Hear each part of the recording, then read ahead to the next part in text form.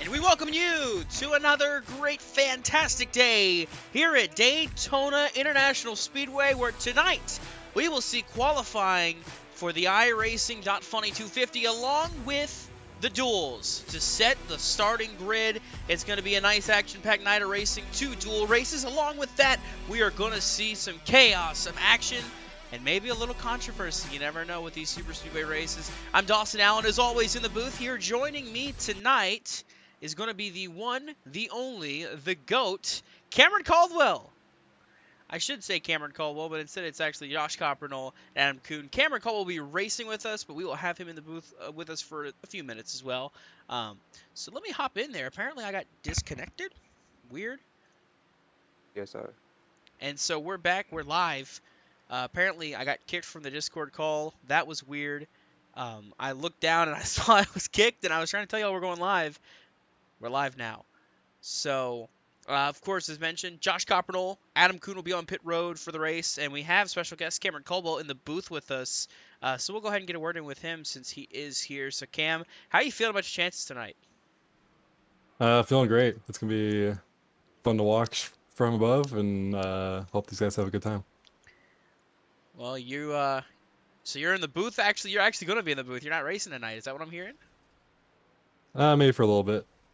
Okay. I just had some fun with you guys. All right, so it looks like we're going to have a Cameron Caldwell booth. So, of course, we can mention the pizza incident again. No, I'm kidding. So we got Cameron Caldwell then, of course, noted here on JCTV. He is the Season 1 champion for the Independence News Truck Series. So he is a 6-time winner. I believe that's the count in the Independence News Truck Series. And then, of course, along here with us, as mentioned, Josh Coppernoll. He's not a winner in any league that we run, obviously, but he is the boss man. So, Josh, what are you thinking? What are you looking forward to tonight in these dual races? You know, I'm looking forward to seeing how these guys react to these cars. This is a different car for these guys this season, as last season we saw the next gens are here with the Xfinity cars. So a little bit of a different learning curve than what these guys have been used to from last season. So I'm looking forward to seeing how they get up to speed. What are these guys' plans for learning tonight to ultimately go into the Daytona event, the first points event of the season in just next week. So how are they going to use this race moving forward to learn these cars for that ultimate big one next week? Yeah, it's all going to be about trying to get adjusted back to the Xfinity cars they are using this time around. So something I want to point out, as of right now, we are at 42 entries in tonight's qualifying. As of right now, we have 42 in the session. So the field is only 40 cars. So right now, as it sits right now, we will have 2 drivers going home tonight as it stands. So that's still unofficial. Obviously, everything could change. Things can fluctuate. But let's go ahead and take a quick look at what it will take for these drivers to qualify for next week's event, the iRacing.Funny 250 here at Daytona. So we're going to get this graphic pulled up for you here really quick so you can look and see what it's supposed to be. And so there you go. So the front row, of course, 1 and 2 will be set up by the qualifying session. That will be the first session we are in tonight. Session 2 we join will be duel number 1, where the inside row will be set. It'll be all the drivers that were the odd qualifiers. And the even qualifiers will set row 2. The outside row, I should say, in the second duel. So spots 31 through 36 will go back to qualifying speeds to determine those, and we have 4 provisionals that will set the rest of the field. As of right now, your 4 drivers that are officially locked in, no matter what, are your previous champions. It's Dalton Kilroe, Noah Mayuri, Davey Hendricks, and Dylan Parker, but I have not seen Davey Hendricks. So keep note on that one, because I believe if he does not show up, that puts our next lock as Bridger Olson. Could be wrong on that one. We've got about 4 minutes and 23 seconds left until we get into qualifying. Of course, qualifying going to be ever so important for a lot of these drivers. It's going to be about that single lap speed, getting the best lap you can. So it'll be interesting to see what happens. Josh, what are you looking for? Who do you think is going to be your pole sitter here tonight? Oh man, it's really tough. I mean, there's so many drivers to choose from, a lot of new faces here tonight. But I got a name that I believe sat on the pole for last season, and I may be wrong on this, but I believe Bridger Olson sat on the pole for Daytona last season. I think, hey, you know what? He can get it done here tonight. Sit on the pole, have himself a locked-in spot for next week, right there on the front row. You're picking Bridger Olson. Cameron, if you're not racing, you're here with us. You get to pick as well. Who do you think is going to walk away with the pole position tonight? Well, I gotta go with my old reliable here. We've seen it time and time again in the Pits News Truck Series, though not as recently of late. But I'm going with Zach Probst tonight. Zach Probst, definitely a good choice as well. That is Hunter Rupp in the 61. There's our 62 of Zach Probst. And I got to say, you all are leaving out a very good pick, but let me give Adam a chance to pick. Adam, who is your pick to win the pole tonight? I'll pick our good buddy Jonathan Cannonfield here racing tonight. Good to see him on the track, of course, here in Slide Jawb. No, he's very excited to be racing full time here, and I think he's going to have a lot of speed here tonight, guys. Well, I got to say it. Y'all have left the best plate racer as of recent on the table for me. Somebody that we have seen win these races before. The last 2 points-paying Super Series races were won by this driver here. I'm going with the 46 of Dane Cruz. I think he'll have enough speed to get it done. He's been a phenomenal plate racer, and I think we'll see him put it on the pole position here tonight. And I'll go one step further and go an outside row pick. I think we're going to see the 46 on the front row alongside Bridger Olson. I think he'll be the one that joins him on that front row here tonight. So, hey Dawson, I just want to throw something out there real quick and maybe take a little jab at Adam. Canfield, Adam's pick here, has told me a lot that he's not a good qualifier at these races, that he doesn't know how to qualify well, he knows how to race well. So, Adam, I'm not sure, is Canfield still your guy? Oh, to be honest, Josh, I have no idea. This is my first broadcast here for Slide Jawb, so I'm, I don't know. I just picked a relatable name. Well, speaking of familiar names, Adam, looking right now on track, we're following along with currently 6th fastest in practice. This is Jonathan Parker, a familiar name to just about anybody who watches any races here on JCTV. Of course, your current points leader for the In the Pits News Truck Series, which is in its chase. The first race at Chicagoland this past weekend, Alex Kerfin walking away with the victory. So it was great to see him go out there and win it. But Parker, of course, was the one who finished runner-up to him. And so we see him tonight. He'll look to qualify for the iRacing.Funny 250 next week. But he has been very good all over. Any race we've seen him run, pretty much, he's been up front. So it'll definitely be something to watch for him tonight in that number 48 machine. Of course, you got to represent the Lowe's scheme well, and he's doing that well with that Cobalt scheme, that nice and shiny chrome Cobalt scheme. So I'm always going to be a homer for my Lowe's machines.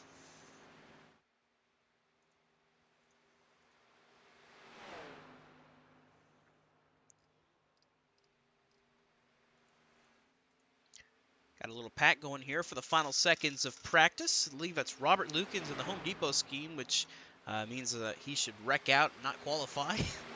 There's Bridger Olson. There's the 14, Christopher Bassinger. I believe that is the 7, that being Ben Lacey. And the 13 right there is Hunter Karsten. And so you see these guys going at it here to finish up this practice session. Of course, Ben Lacey last season was so dominant but came up short of the championship. That went to Dalton Kilroe at the end of the finale.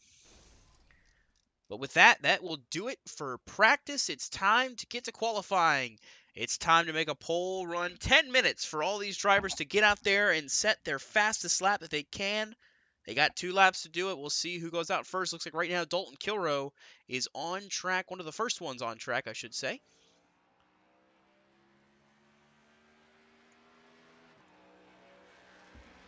And now, Cameron, you are a much better racer than I am. You are much better at this than I am. What is the approach to qualifying at a super speedway? Well, I think there's a couple approaches. I think the classic is just kind of running the top around the first whole lap and then kind of to the bottom for the second. Really, the key is to be smooth and not a lot of wheel movement. They talk about that in real life quite a bit as well, as it just, cuts time off your lap. Another approach that has become more recent is just run the bottom on your first lap and that being it. For some reason, there is a little bit more speed in the first lap that people have found. But in my experience, somewhat recently, I won the pole at a super speedway in a different league by running the top on the first lap and running the bottom on the second lap. So I think there's a couple different approaches overall, but it's obviously going to be interesting to see who chooses which approach. Well, the first driver we're following along with here is Dalton Kilroe, your defending series champion. Looks like he's going to go with the top lane to start his first lap. I see it looks like Robert Lukens is out there, Christopher Bassinger, Oscar Enriquez, Zach Probst, I believe that is the 58. That 58 machine is driven by Ryan Rose. It looks like the 44 William Turnbull is out there. Austin J. McGill is out there. Michael Thorpe Jr. There is the 11. Looks like that is Carrick Ball out there. The 61 of, that is, look and see real quick. I gotta get my names here. We got a lot of new names here. Hunter Rupp is out there. That's the number 4 machine behind him, Anthony Marshall. A lot of guys out here on their laps getting ready to go here. So the first of the line is going to be Dalton Kilroe. He's going to set the first fastest lap at a 51.452. And of course, it'll just keep going from here because everybody's putting their lap times down now. See Christopher Bassinger up to the top of the points of the board here, and you see now Kilroe, is going to the bottom lane for his next few laps. Caden Anking's now your fastest driver at a 51.066. Now it's Carrick Ball with a 50.718, a very fast lap for that 7 machine to start it off. So seeing some of these guys set some blazing fast laps here on lap 1 as Dalton Kilroe makes his way through 3 and 4 to set his second lap. Looks like Bridger Olson is still going out for his first lap.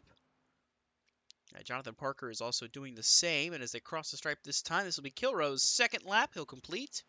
It'll be a 50.648 that will put him to the top of the board. So it looks like right now the top to the bottom is the way to go as they've gotten the first 2 spots now as they cross the line.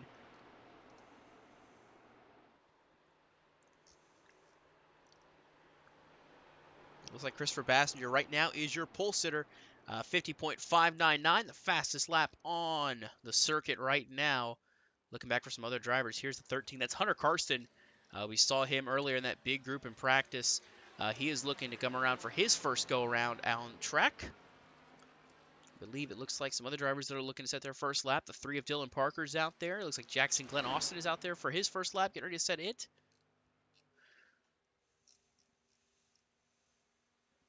Currently watching Justin Arand. He is coming off turn 4 for his second lap. Down the front straightaway. Across the line, Arand is going to go P17, it looks like. Now P18. So far, we have had 31 drivers put down a lap time. The slowest right now is Michael Walls with a 50.699. Gabe Cazzola jumps to 10th fastest on the board after that lap, his third lap.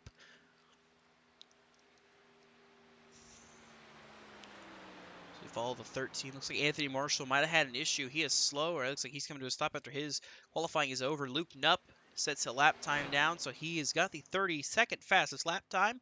Jackson Glenn Austin with the 33rd fastest lap time. Christian Pacheco has put down a lap time as well. Hunter Karsten should be getting his first lap time as well this time. So 35 on the board right now. Your pole sitter as it stands right now, Dane Cruz, who's on the outside. Bridger Olson.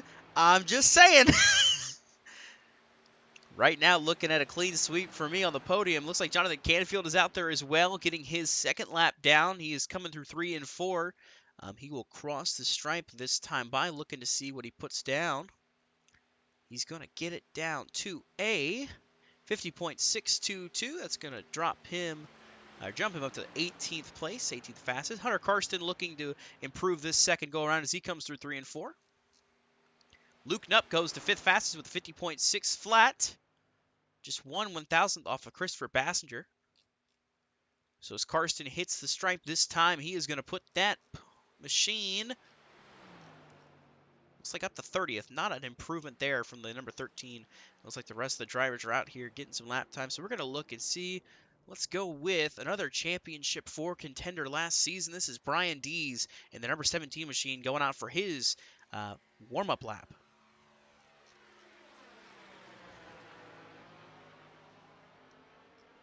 39 drivers have set a lap time. We've got, it looks like 5 drivers on track to set a lap time as well.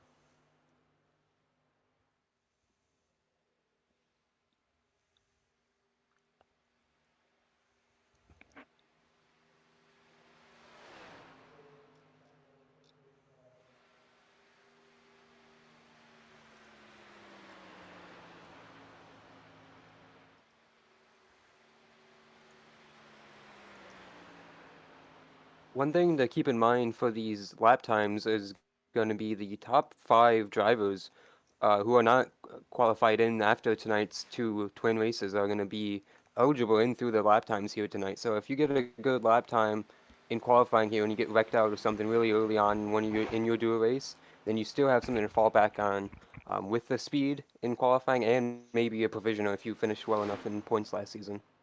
Yeah, as of right now, what we're looking at, Dane Cruz, Bridger Olson, Zach Amon, Blaze McKinney, Noah Mayuri, Christopher Bassinger, and I believe Luke Knupp and Christian Pacheco could easily lock in. So, yeah, 6 drivers can lock in with a fast lap time along with our pole sitter and our front row drivers. As that time by, the 17 completes his first lap.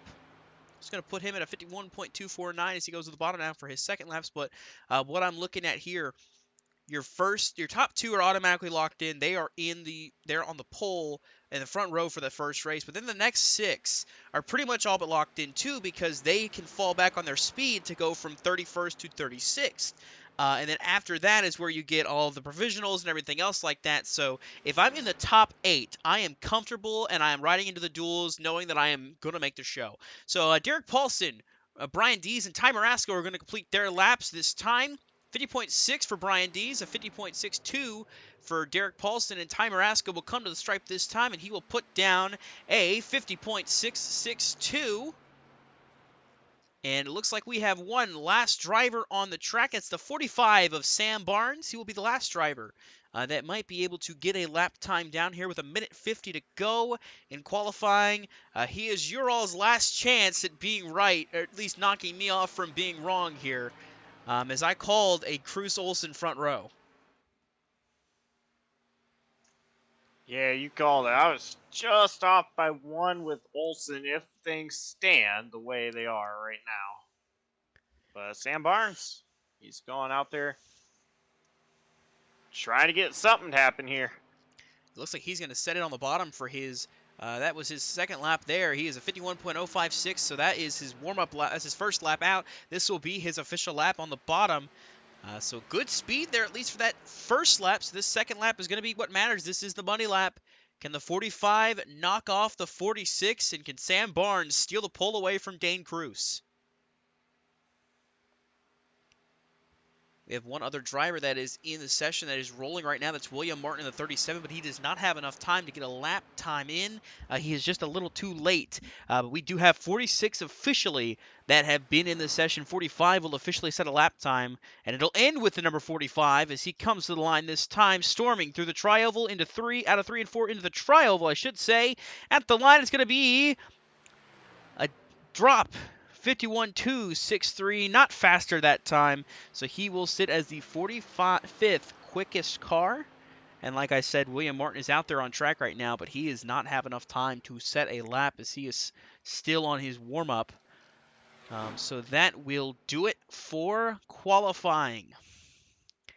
So there's no need to even show the starting grid because it's going to get jumbled up after this. The only two spots that are locked in are your top two. Dane Cruz and Bridger Olson are your front row. And I will take credit for that one. For once, I got one of my predictions right here in one of these races.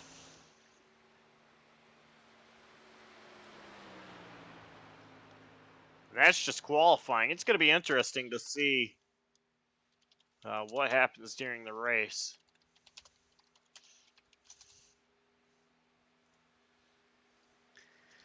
But we've got our first two that are locked in to the race. Dane Cruz and Bridger Olson officially lock in here after that performance in qualifying.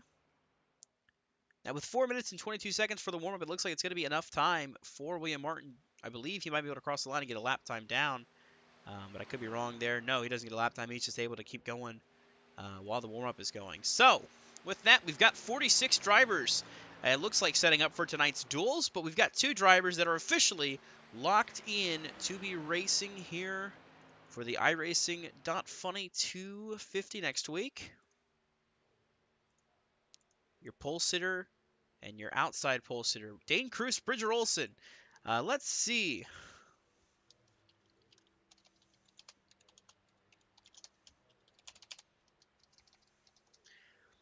All right, so what we're going to see if we can get a hold of our front row sitters here, Bridger Olson and Dane Cruz.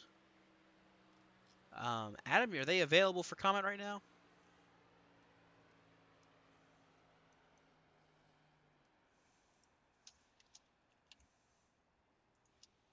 Yeah, I believe so. Let's go find them in a moment.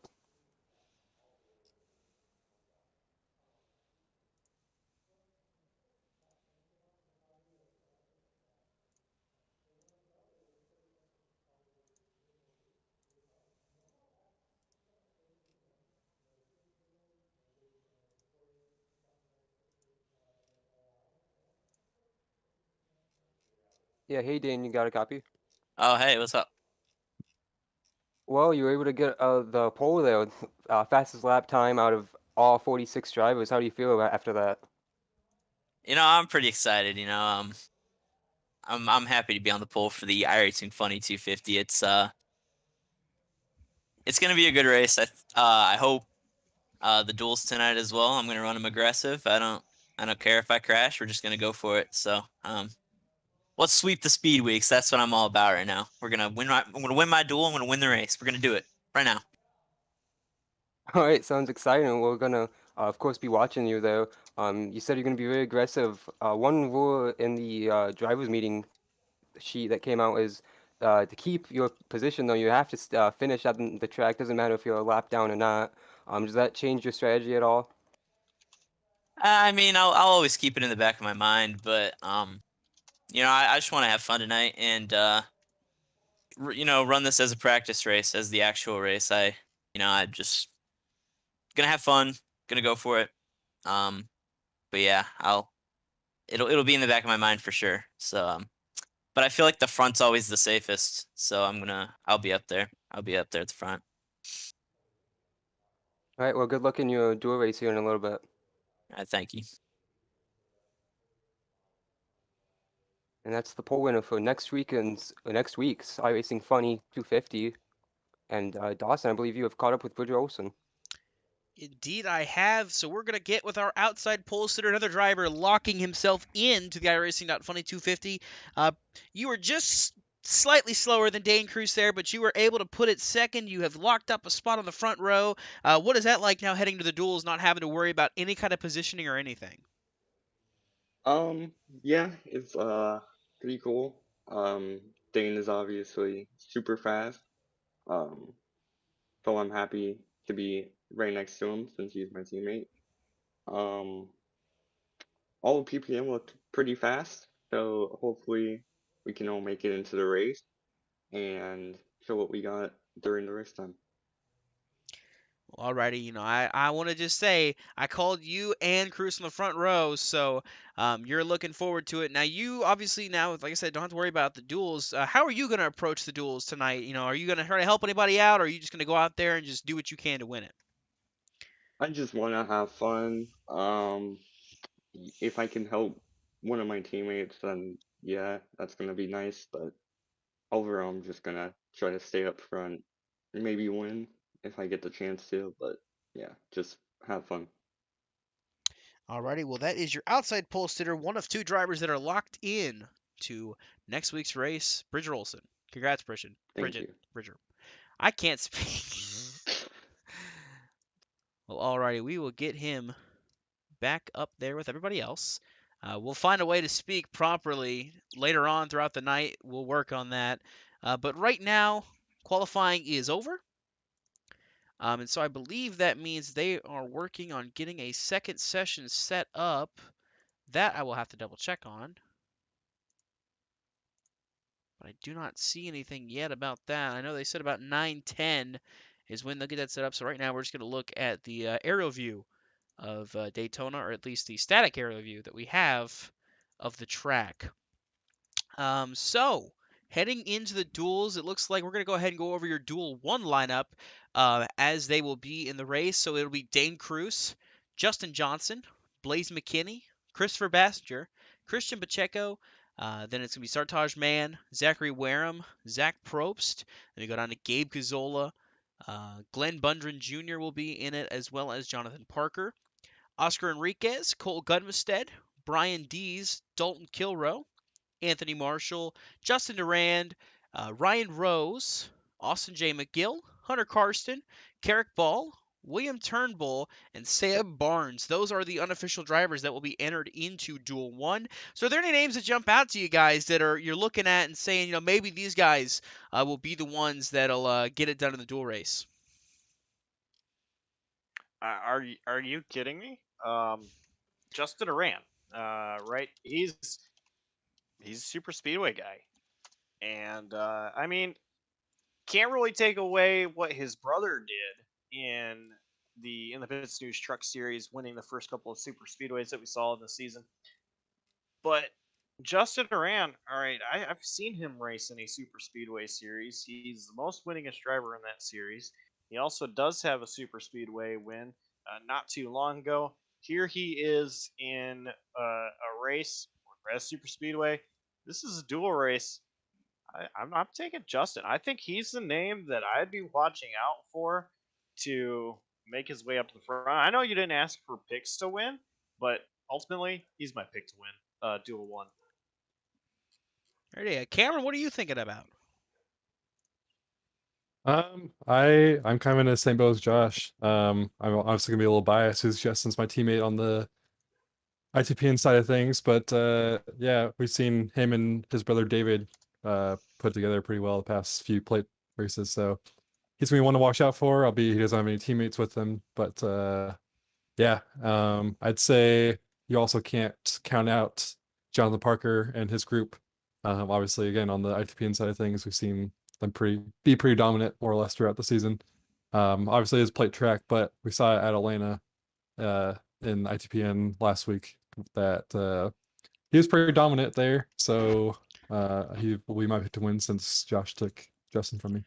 Yeah, I was going to say, too, you mentioned that, and I didn't want to mention, of course, some ruffled feathers between the two. They will be at the same duel, but along with them will be another, if we're talking about biases, I could bring in a bias as well. Oscar Enriquez in the split as well. Very good plate racer. Very excited to see that JCTV Toyota Supra go do battle. But if I'm talking about somebody in this league, in the Slide Jawb Racing League, solely focused on what we've seen from these drivers in this league on Tuesday nights.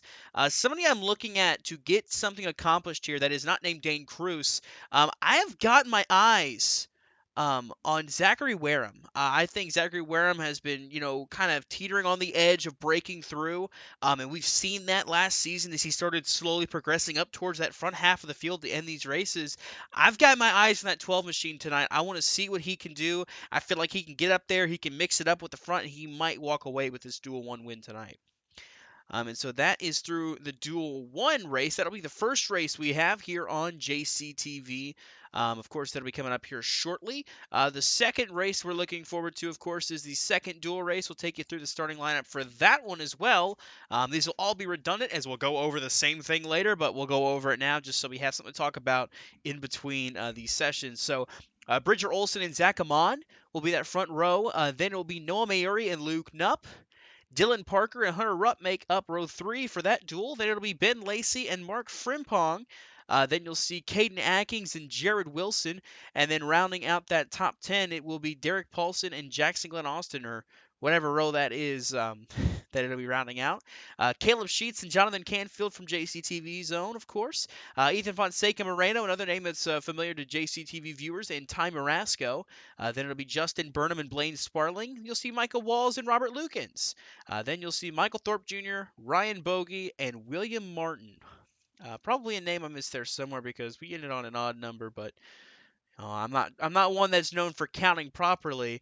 We saw that at Atlanta as well with the point situations going on. But there's some big names there as well, some very big heavy hitters. A lot of the guys from PPM, I notice. So we're definitely going to see a battle here between a lot of teammates even to see what they can do.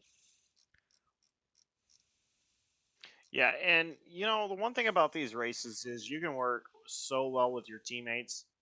That doesn't mean that you or your teammates are going to win. These races, it's all about survival. And I've seen time and time again at races where teammates, they get a little too excited, they could give a bump gone wrong and end up wrecking your teammates and possibly the rest of your team if they're all around. So there are a lot of guys that are teammates in this one, but I think it's going to be a little bit of a long shot here, and I'll go ahead and give my pick to win now too for this one if you'd like, and I think it's going to be a Canfield. I'm telling you, he has been hyping this up to me for several weeks now. He's told me time and time again where he is not a good qualifier, but he is a great racer at these kind of races. I'm excited to see what he can do, and I hope he doesn't prove me wrong here. I want to see my buddy Jonathan Canfield up there take the checkered flag for duel number 2. Karen, what are you looking forward to here for the second duel? Well, I honestly, gonna be completely frank, I missed the lineup, but I think they're gonna put on a good race, and we'll get to that when we come to it. We'll get to it when we come to it. Adam, you have access to the results as well, so you can see all our even number drivers that are going to be in our second duel. What are you looking at? Who is your eye on about this race? And who are you looking forward to in the second duel and seeing who can get it done? Well, the first name that really sticks out to me in duel number 2 is Dylan Parker. A ton of wins last year, a lot of speed. Qualified 10th overall in that session. I think there's more to be found in that 3 car. He's got a lot of fast teammates, of course, so we're going to be looking at the PPM guys. They were all towards the top of the board in the qualifying chart, so it's going to be fun to see him try and move a little bit forward up with his teammates starting right in front of him. And I now have the results up, so I'm gonna go a couple rows back from Dylan Parker, as you just mentioned, Adam.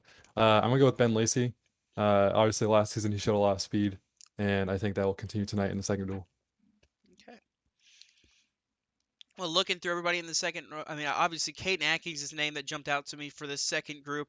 But something else I see as well, we talk about PPM drivers all being up near the top of the grid and being up there together at the front. Somebody that I'm also seeing as well that's a little bit further back, some of those MFRD guys. I see Derek Paulson is going to be starting a little bit further back. He qualified 22nd. Brian Dees is in that is in the first duel, so he will not be. He'll be separate from his teammates, as will Dalton Gilroy. So it looks like I think Derek Paulson is the only MFRD driver. No, he has Ty Marasco actually too. We got a big split of different drivers here is what we got. We got 2 teammates there at least with Paulson and Marasco. Those MFRD guys, very easily I can see them working together. I think Paulson has a good shot at getting to the front here. He's a great racer, and I think he has a very good chance at getting to the front and accomplishing something here. So let's see. We're going to let the guys that are working on getting the grid together stay there. So we've gotten our front row spoken to. Let's talk to another driver that is locked into this race and currently sits as our defending champion. Let's see if we can get a word in with Dalton Kilrow.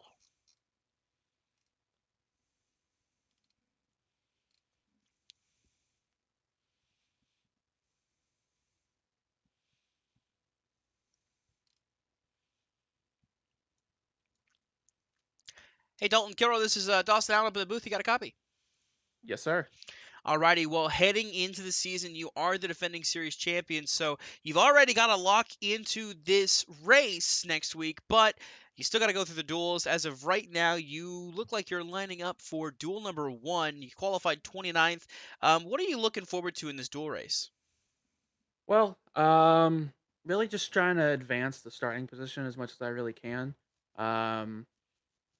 I know obviously being locked in already helps because then I know if something were to happen and I get caught up, it's not the end of the world for me, and I'll still be able to race next week.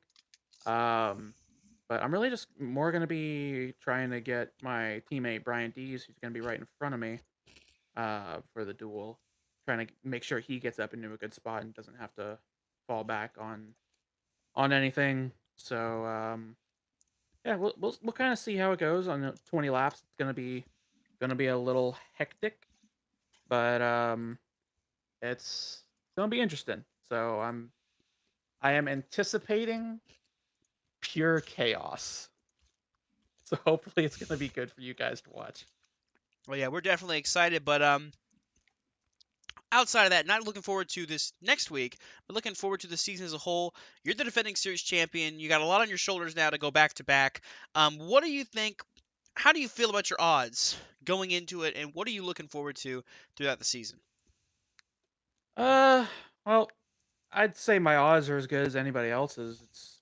It's gonna basically just be who can keep their car the clean in all the races and get the best finishing position whenever it's needed. I believe I said this when we were doing the broadcast for the Clash. I think I talked to you guys then. But there's a lot of new guys in here. Some are known by league members, some aren't. And I've heard that there's quite a few really good drivers that have joined since last season. So we'll kind of see how the season starts. First couple races, see what I can do. Maybe get a win here or there. I'm not really gonna be aiming to. It's gonna sound bad, but I'm not really gonna be aiming to win everything. I'm just gonna be trying to get top 5s and top 10s because that's gonna be what gets you the good points finishes and keeps you in the running to make the playoffs whenever it's needed. So gonna be up to that, and hopefully myself and the rest of MFRD can do a good job at executing this year, and maybe have 2 of us running for the title again at the end of the season. Well, alrighty, we definitely look forward to it. Best of luck tonight in this first duel race, and we hope to talk to you later on tonight. Yeah, I hope to talk to you guys the same. All right, that is Dalton Kilrow. He is your defending series champion, and he will be racing here in Duel 1 coming up shortly.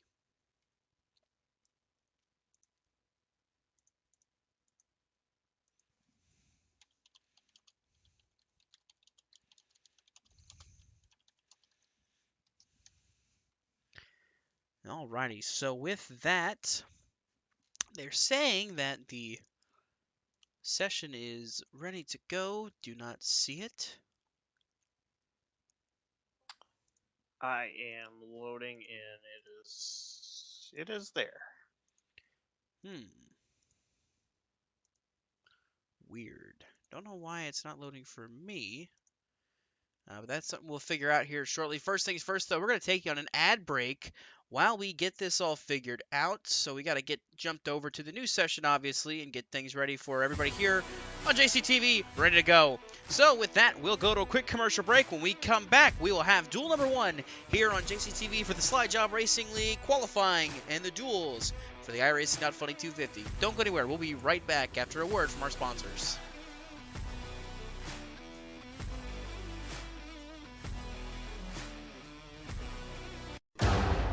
This year, winning means more, and Jimmy Johnson would do anything to win. He'd take 2 tires instead of 4 with laps to go. He'd wait till the final turn to make his move. He'd lock another driver in a porta potty and then go eat a steak sandwich. He'd even sleep in his car to be first at the track. If it would help him win, he'd do it. Because Jimmy Johnson would do anything to win. Whoa, look at Kyle Busch out there. Yeah, he is all over the track. I mean, what has gotten into him today? Oh, that cannot be good. Oh, unbelievable. Whoa, look out. Wait a minute. Is Kyle in reverse? Yeah, you don't see that every day. Okay, that is bad, man. bad driving. Oh, this is not like Kyle at all. Are we winning? I thought you were looking. M&M's makes race day more fun. What is Kyle thinking?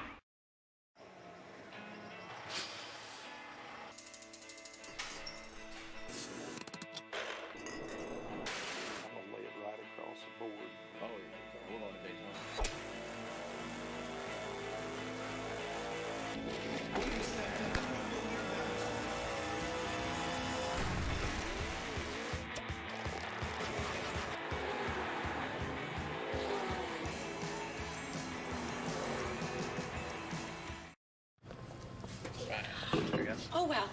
You're Kyle Busch. Yeah. Hi. And that is the new Nas Rowdy drink? That's it. Can I get a picture? Sure, yeah, okay. Thank you.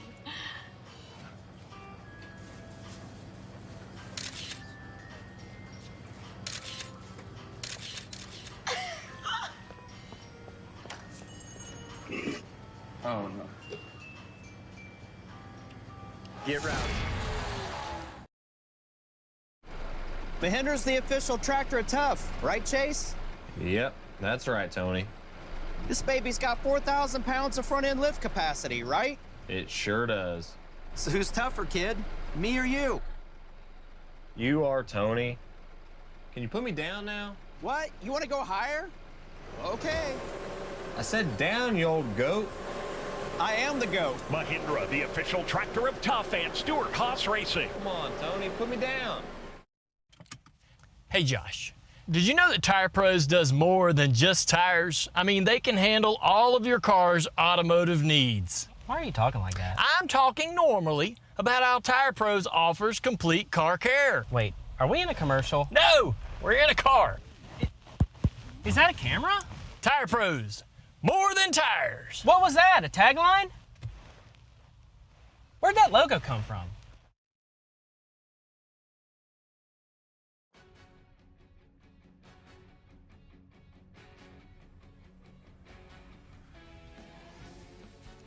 So, you can hear audio. You can't hear audio right now for it. We're going to have to cut quickly to a picture of something else. I think we'll enjoy this picture as I quickly fix this because I can hear the audio of the drivers and I should not be able to hear the audio of the drivers. But you're watching coverage for Duel 1 of the Slide Jawb Racing League Duels here at Daytona to determine the field for the iRacing.Funny 250. Of course, the season opener for Season 10 of the Slide Jawb Racing League. As we get ready to go here, the field is lined up and ready to go. Didn't mean to do that. We need to get that. And we got that set, and I believe everything is ready to go. Having to jump between sessions is always a pain and always fun to do, but I think we got it done. And with that, let's take a look at the starting grid here for this race. So there you can see it's Dane Cruz and Justin Johnson, Blaze McKinney, Christopher Bassinger. Then it's Christian Pacheco, Sartaj Mann, Zachary Wareham, and Zach Probst, Gabe Cazola, Glenn Bundren Jr., and that makes up your top 10. Josh, what about the next row?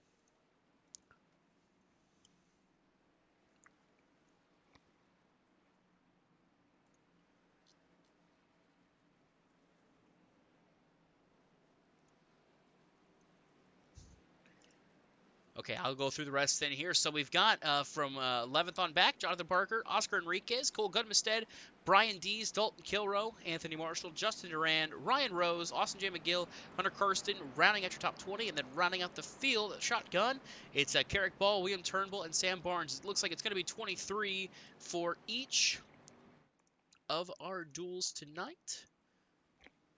A bit of technical difficulties, obviously, getting into it here. Took a little bit of pain, suffering, headache, heartbreak, but we're here. We're ready to go. Josh, Cam, are you guys ready for a race?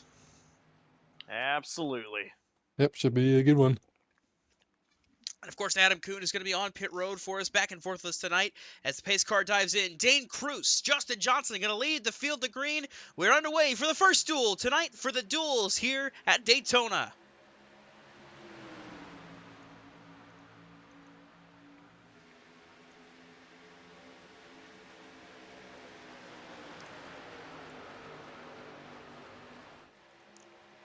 And already you can see the line shifting to the bottom. These cars are really hard to get a run with, and so that bottom line is going to be the preferred one for at least the starts and restarts.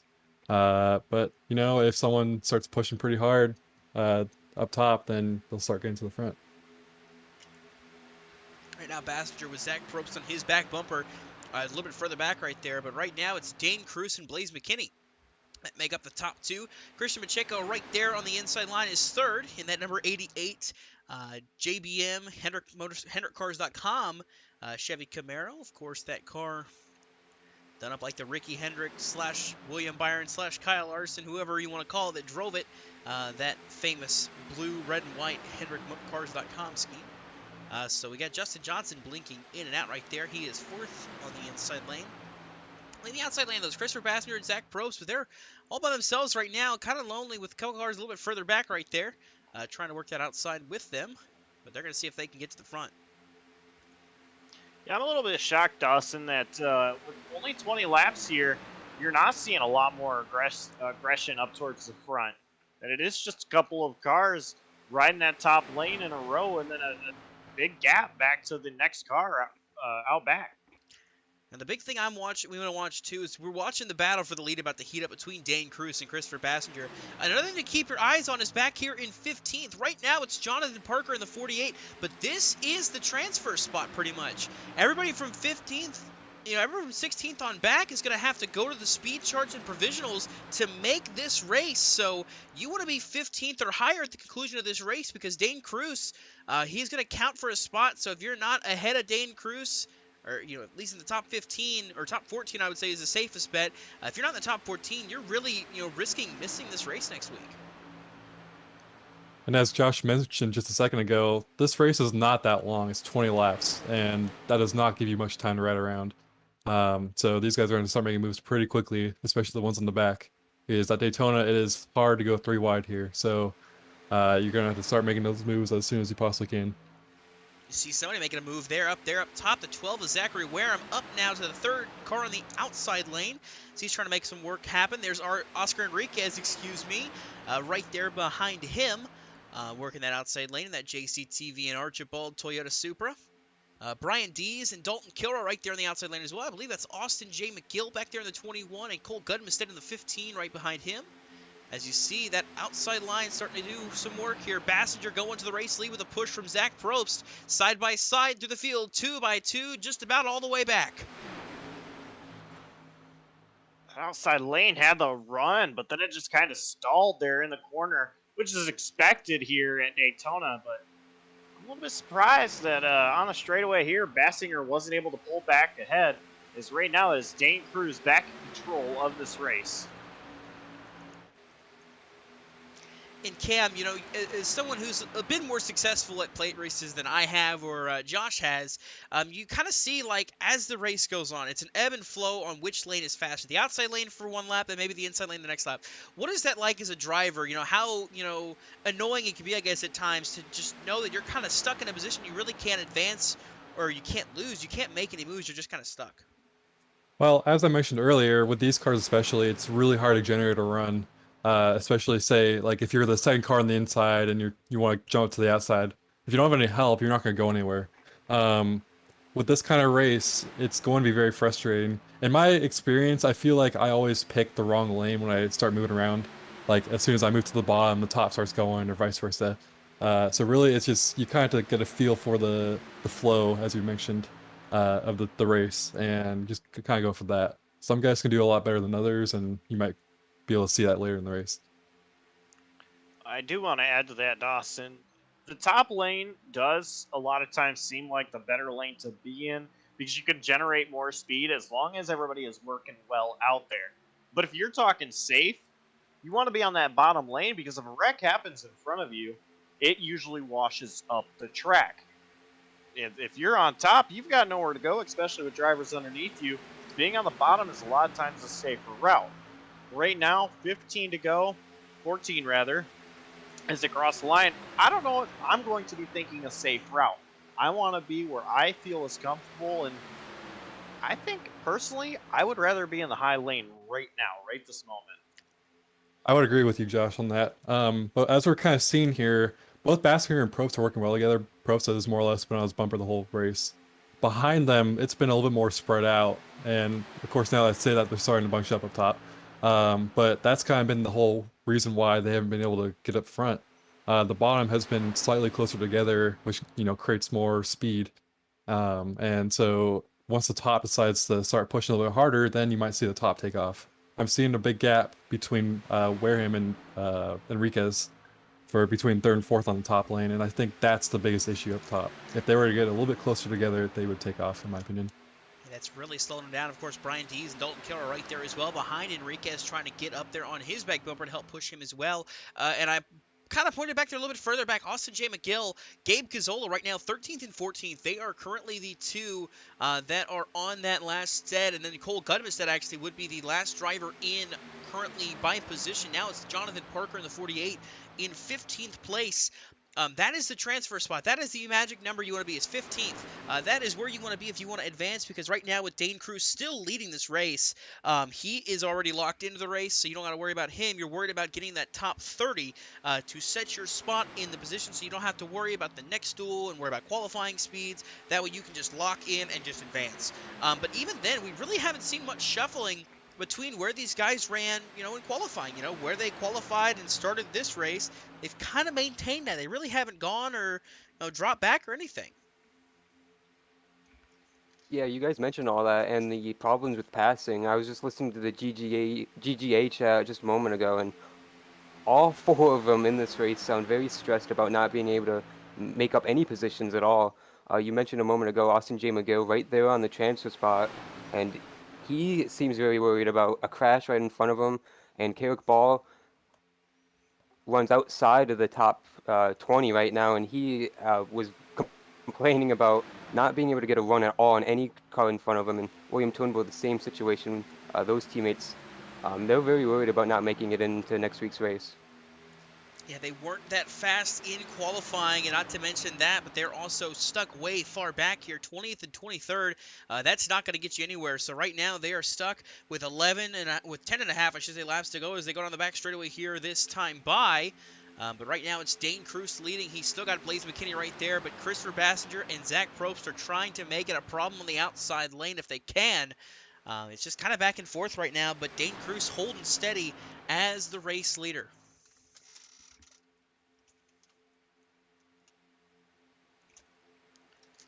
That outside line, Bassinger is going to have a little bit of a run on the front stretch. But, yeah, Wareham just is not close enough to Probst right now to help that outside lane. And the inside is a lot more organized, a lot more stacked together right now than that outside lane. See a huge gap between Zach Probst and Zachary Wareham. Now, the one thing on the bottom lane is I'm noticing that 33 Johnson, he keeps blinking in and out, which ultimately could hurt the bottom lane. And I think right now that's the only hope the top line has if they want to go out and make some noise, ultimately, with coming to 9 laps to go.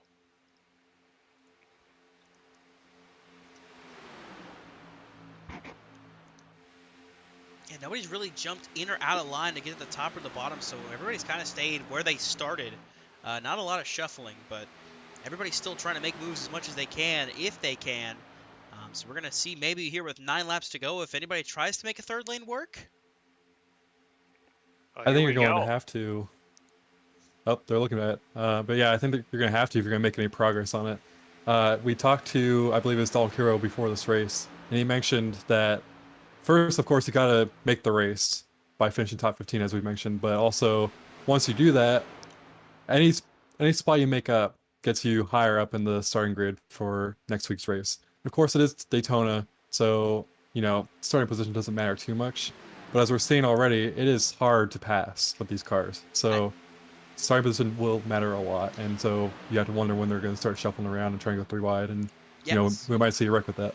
Yes, I was going to say, Kiro locked in with the championship provisional in case something happens and he doesn't finish in the top 15. But something I just saw, the outside line's dying off. Bassinger dove to the inside line when he had an opening. He is now 4th in line on the inside line, leaving Zach Probst to lead this outside line.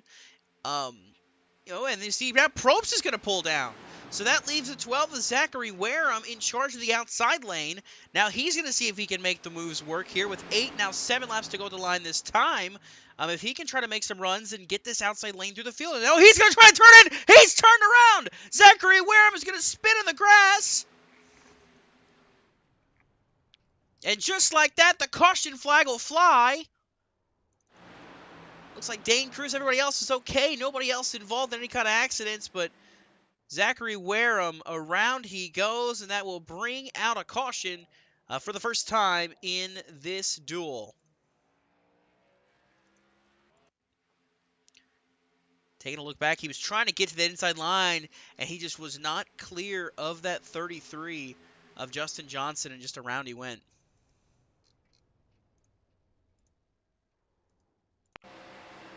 I definitely think both Bassinger and Probst made the right moves going down to the bottom. As we talked about earlier in the race, Wareham on back were not up there with them for the majority of the run, and they were starting to fall back. So once they found a hole, they just took it. And obviously, Wareham trying to fit in that hole as well, and it just simply wasn't clear. He also had absolutely no help before that. I believe it was Enriquez who was behind him. They were just not pushing, and they were going to start falling back hard. So it just becomes one of those things where you all try to get in one line, and sometimes it doesn't work out, just like we just saw. And so with that, we go into a situation where we'll see a restart, which is very much different, obviously, now, because that's going to shake things up a lot here with it being such a short run to the finish. And these guys that were up there on the inside line really kind of moving out. Blaze McKinney, Christopher Bassinger are going to be outside row. Oscar Enriquez is up to 6th. Brian D's 8th on the outside row. And Dalton Kuro will be 10th. He'll be 5th, lining up on that outside row. Right now, your cutoff line, Cole Gudmestead is the last car in. Justin Durand at 24 machine. He is the first car out right now. So it'll be all dependent on what positions he can gain and what he can do. And I'm going to look to see if they have this all in order. Looking at it, I believe Zachary Wareham is still in a good spot to make it on speed. And then I think after that, Justin Durand is going to be on the border. He'll be borderline for that, but we'll have to see when this all shakes out. Yeah, he qualified 33rd in the opening qualifying session, which is not comfortable at all. So he's definitely going to have his work cut out for him here. Because obviously you don't want to have to rely on what happens in the second duel and whatever after that. So I believe him, though. I know him pretty well, and he's going to give it everything he's got. So I think he's going to make a run for it for sure. Now, I want to point out here, we had 4 drivers come down pit road.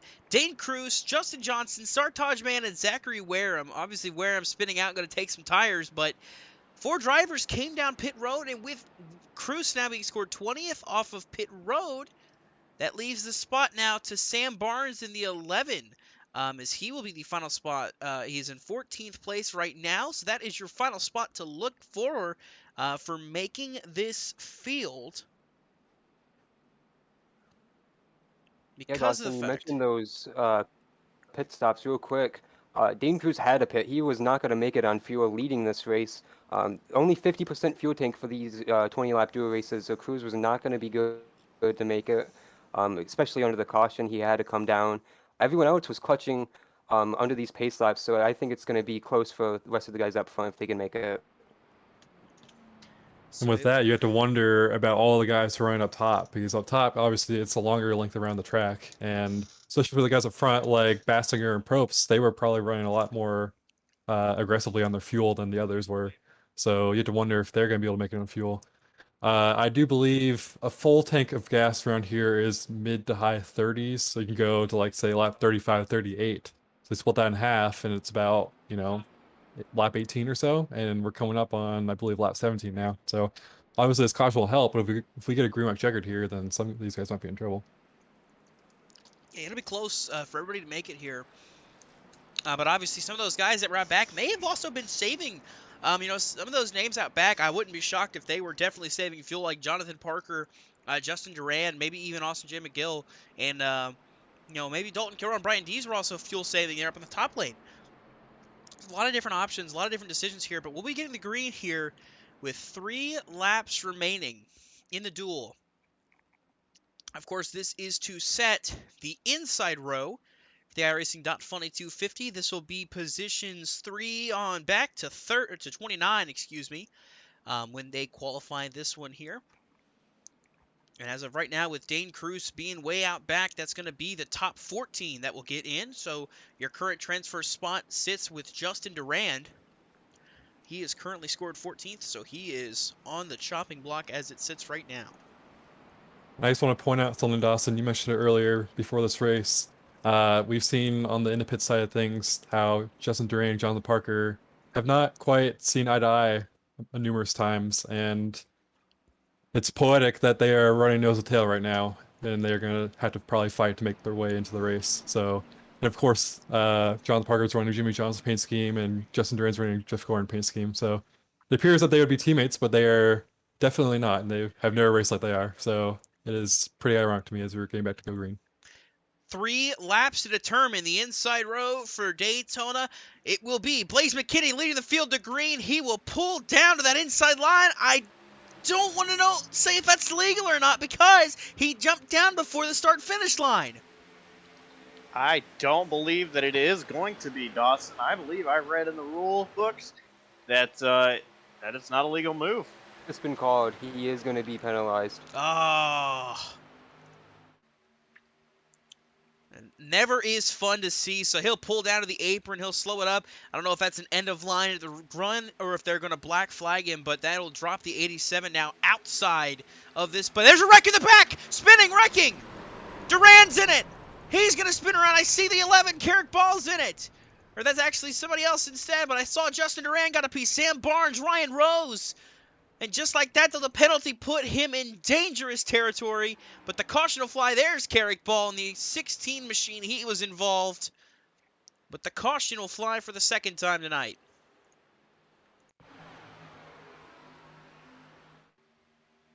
Trying to see who this started with.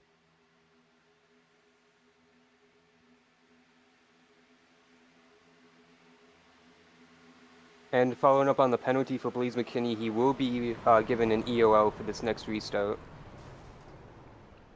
So it started with Ryan Rose trying to make a move to that outside lane. It looks like it didn't work. He ends up hitting, I believe, the 11 of Sam Barnes in the left rear, and that starts this chain reaction. We'll get one more look at it here. You'll see right here, he'll try to jump up to this outside line. And he hits the back of the 11 who spins, hits Justin Duran. So Justin Duran got involved as well with that hit. And then Duran gets hit by the 16 of Carrick Ball. So damaged a couple of these guys here. It's going to be interesting to see how this affects them and affects their chances of making the race.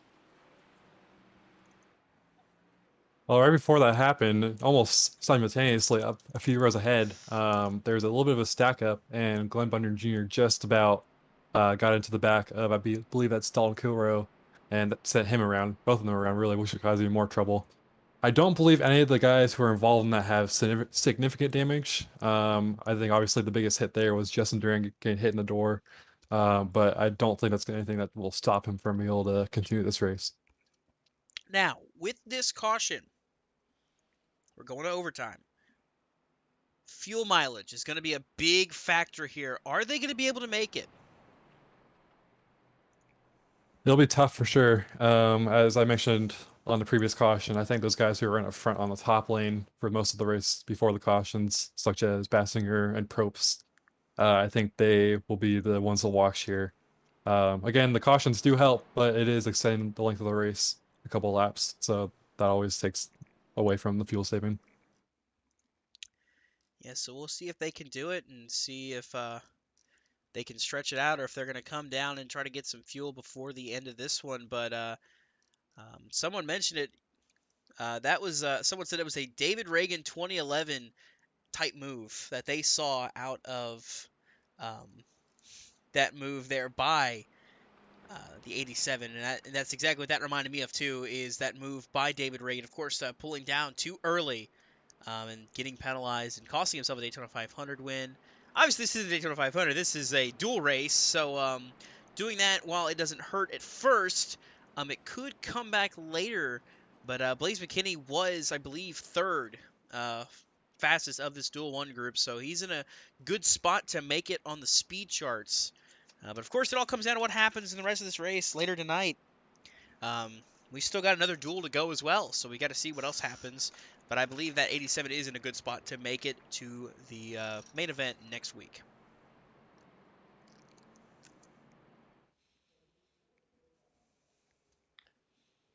Oh man, Dawson, I'm not so sure if these guys are done wrecking at all.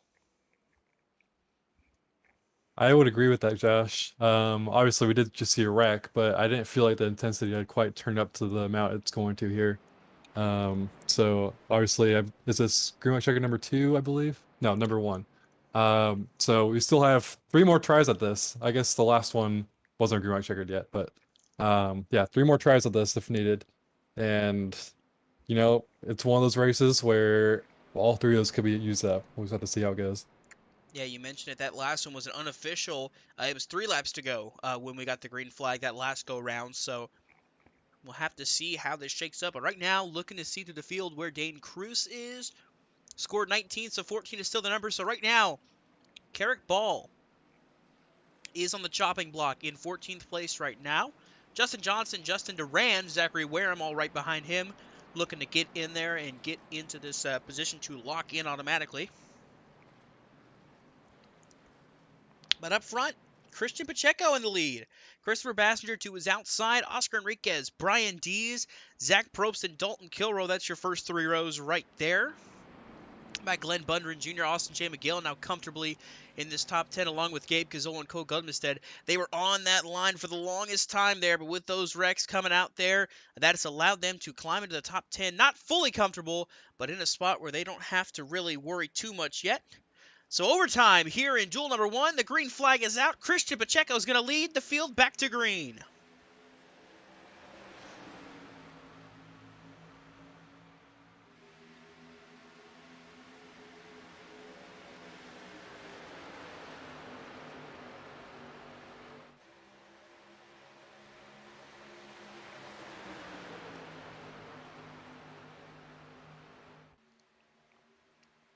As Pacheco leads, Enriquez riding now second on the inside lane with Zach Probst pushing him. On the outside lane, you got Brian Dees, Dalton Kilrow, and Christopher Bassinger lined up, nose to tail, just about, trying to make a move work. That is Justin Johnson trying to make a third lane in the middle work. If he can do so, that'd be pretty impressive, but it looks like he had the door shut on him. Now an outside lane forming with Dane Cruz pushing, I believe that is the 13 out top, and they end up putting them to the wall. Hunter Karsten was who was trying to get pushed. Didn't work out. They're going to door. Gudmeston into the wall up top. White flag is going to be out, though. They're going to make it without a caution. Wrecking in the back. Dane Cruz is involved. Dane Cruz is just about spun around and knocked the wall down pretty good, but we're going to keep the action up front here. Pacheco leading. Bassinger, Enriquez side by side, second and third. Right now the battle, Anthony Marshall is currently scored in 14th. He's back there at the top of your screen, that blue car. He is the last car in on the race right now in the duels. Through 3 and 4, can Enriquez try to make a move, or will this be over and Christian Pacheco lock it up? He's going to have a chance. He's going to peek to the outside. Going to try to move to the outside. Can't quite do it. Going to end up pushing him to the line. Christian Pacheco is going to win duel number 1 here at Daytona, and they wreck behind him.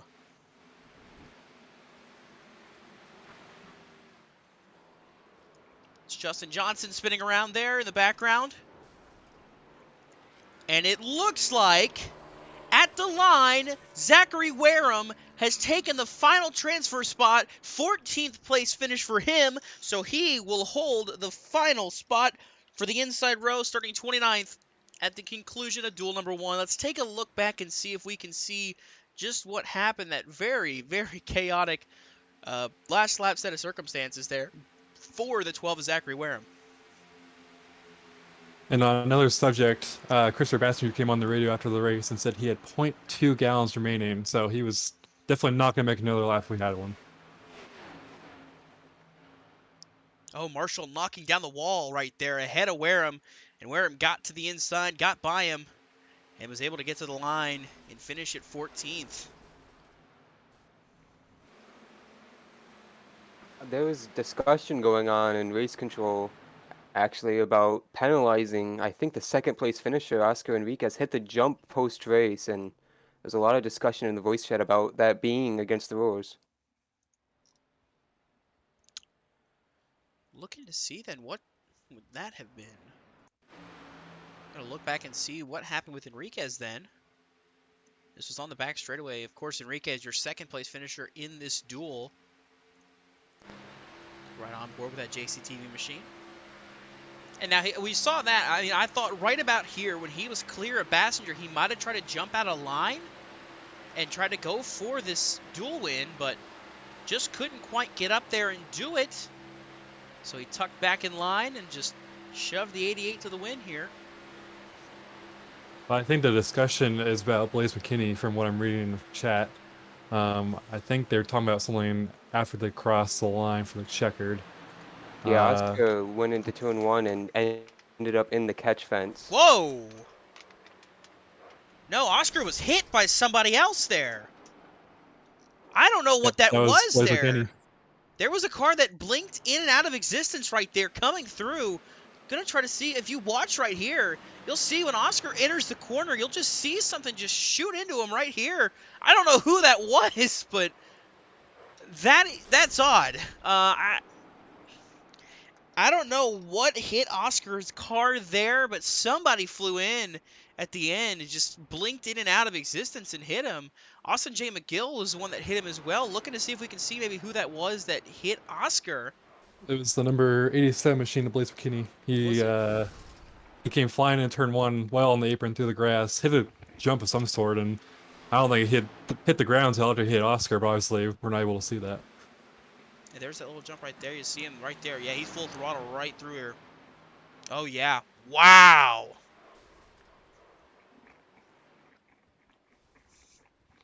Those fireworks are fitting because that's what we saw here.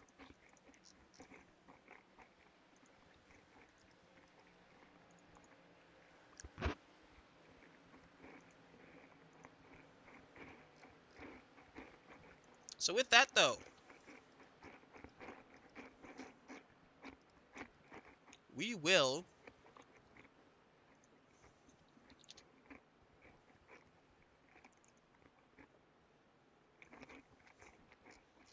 see if we can get a word in with our duel winner. Adam, do you think you got a hold of Christian Pacheco?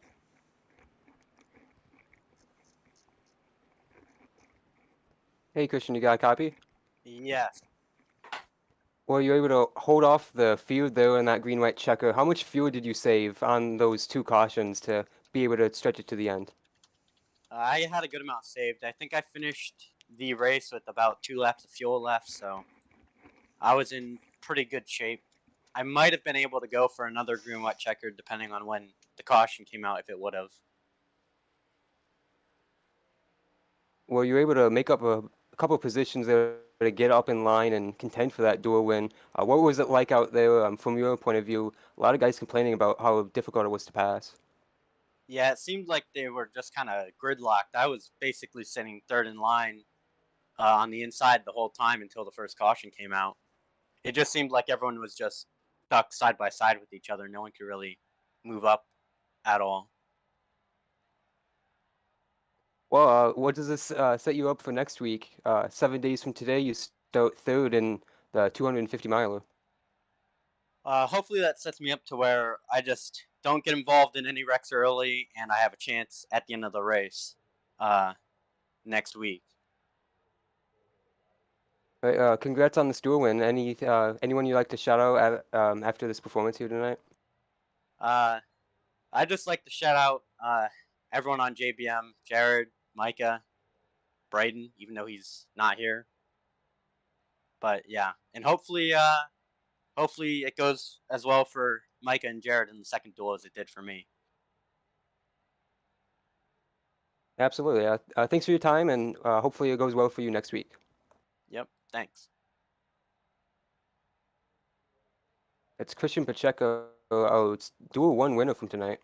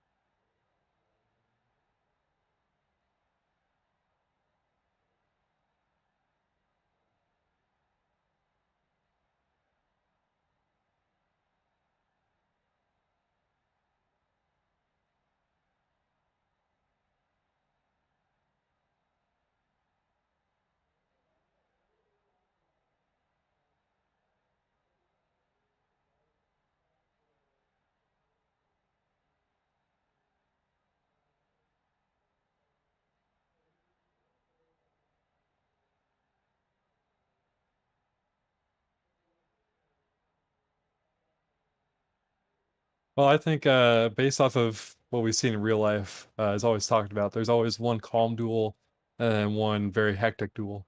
I feel like for the kind of the expectations we had, I felt overall it was pretty calm. We only had a couple small wrecks, so I feel like we were in for a pretty hectic one coming up. I realized I was muted the whole time. I was just talking there. Yeah, Cam, it will be. We'll see if it's the same way as it is in real life. So instead of going through the whole field like I just did, without you all getting to hear anything, the guys that are currently on the sidelines going to have to watch the duels and see what happens. Justin Durand, Anthony Marshall, Ryan Rose, Hunter Karsten, Sam Barnes, Carrick Ball, Cole Gumstead, and William Turnbull. They are going to have to sit back and watch. They won't get to relax though, like the others will. So Christian Pacheco with the win. Oscar Enriquez second. Christopher Bassinger is third. We're going to go ahead and go get things set up and ready to go here for this next race. So what we're going to do, we're going to take you to a quick commercial break once again. When we come back, we will have duel number 2 ready to go here with the Slide Jawb Racing League to set the field for the iRacing.Funny 250. Don't go anywhere. We're just going to play a couple quick ads. You know, throw it back, take it down memory lane here with some old NASCAR ads. We hope you enjoy, and I hope you're ready when we come back. Duel number 2 here at Daytona. I'm really proud to be a part of it. Love, it's pretty amazing. Her name is Amanda Brookman, and she is my destiny, although she may not know that, per se. So you can go online and make any kind of car you want. I made a love car. Do I think they stand a chance? I mean, who doesn't love love? I love love. What will you design? ToyotaRacing.com. Who? Why me? Why me? I won Daytona last year. I won nationwide. I did beat Jimmy Johnson. I won Vegas. I won Richmond. I'm good with people. I'm from Wisconsin. I'm loyal. I like animals. I'm better looking. Come on. I'm a Libra. There was a cat in a tree and I got him out. So? So what do you think? Am I on your team? Choose wisely. The all-new 2013 NASCAR Fantasy Live. Play today at NASCAR.com. I'm feeling a connection here.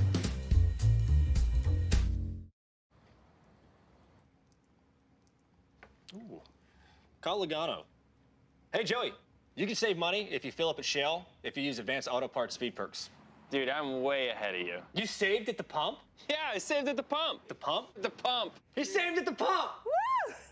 Now you can save at the pump when you shop at Advance Auto Parts. Learn more at advanceautoparts.com/gas rewards. Now, it's my turn.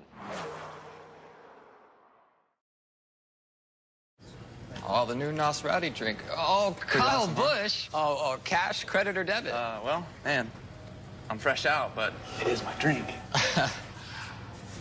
Oh, I mean, not really. I mean, it's more my drink. I'll trade you my hat. Oh.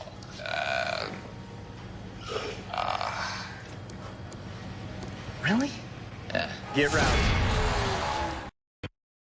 Mark Martin and I both love driving the Dream Machine for errands. But one thing about Mark, he's wound pretty tight. And it's a little scary how different he and I are.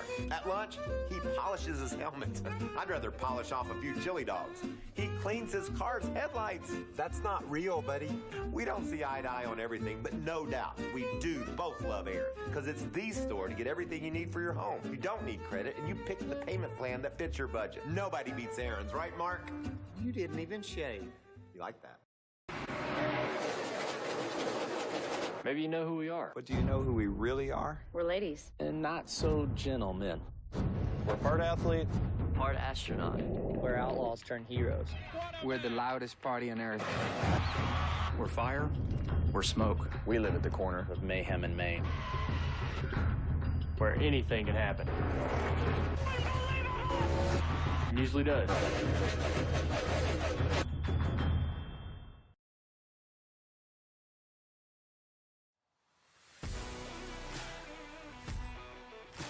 We hope you went and refilled your popcorn bucket or got your snacks ready to go here after race one.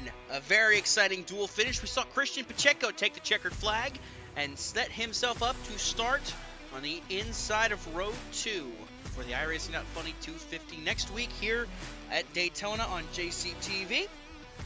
But now we look to set the outside row up. We've got guys ready to line up, ready to go. 23 drivers look to compete tonight to set up to get the outside row ready and to see if they can make it into the big show as well.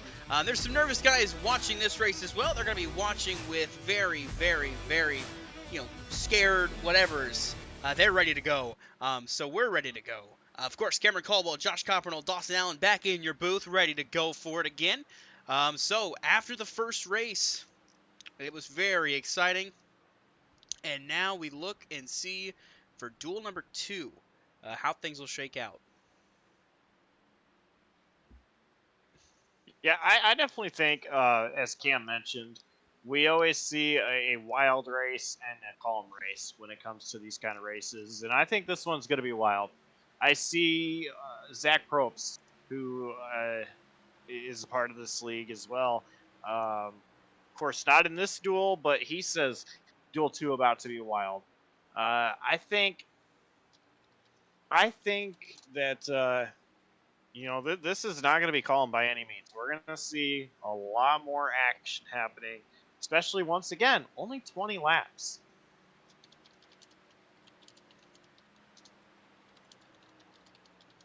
Yeah, 20 laps, but it'll still be 20 laps of chaos. Cam, what are you looking forward to for the second duel?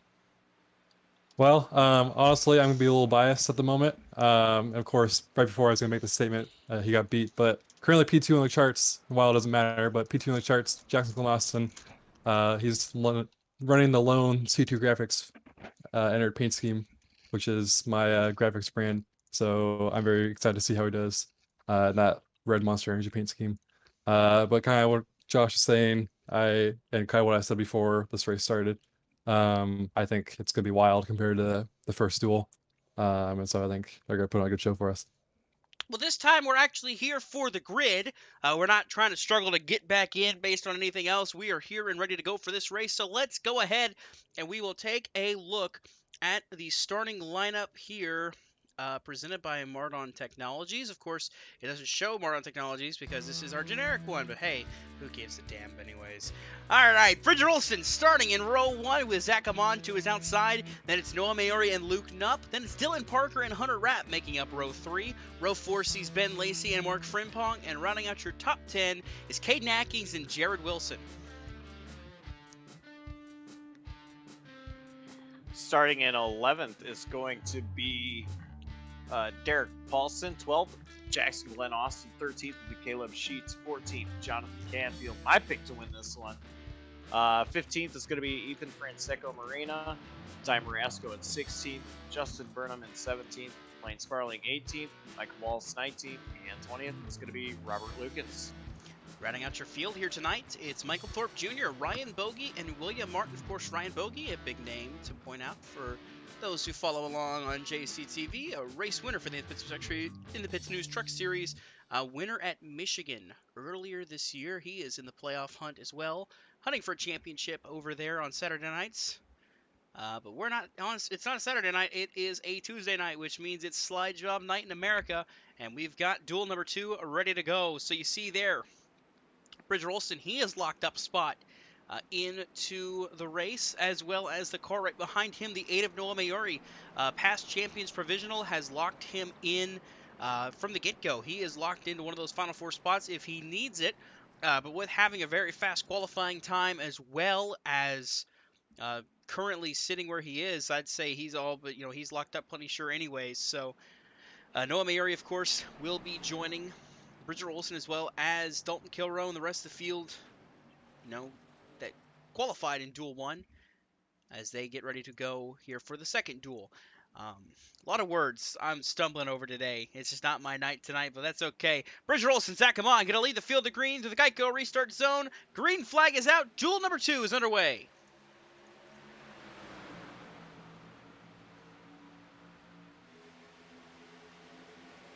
And while it's it's tight up front on the bottom, it was a very spread out start in the back. So interested to see if any guys lose the draft here, because it can be, it's very possible. Nup found a hole early, and it seems like everybody on the outside is trying to find a hole and leave it. Now I'm watching Dylan Parker. He is dropping all the way to the back. So some of these guys early not having it. They just want to tell. Oh, spin in the back. Canfield's around, and a lot of other guys spinning. We're going to have our first caution on lap 1, and that did not take long. That's Jared Wilson in the 83, Ethan Fonseca Moreno in the 43 involved. It took all of half of a lap, and we're already under caution for the first time here tonight. And that 83 is stuck. Jared Wilson is stuck on the banking. Oh.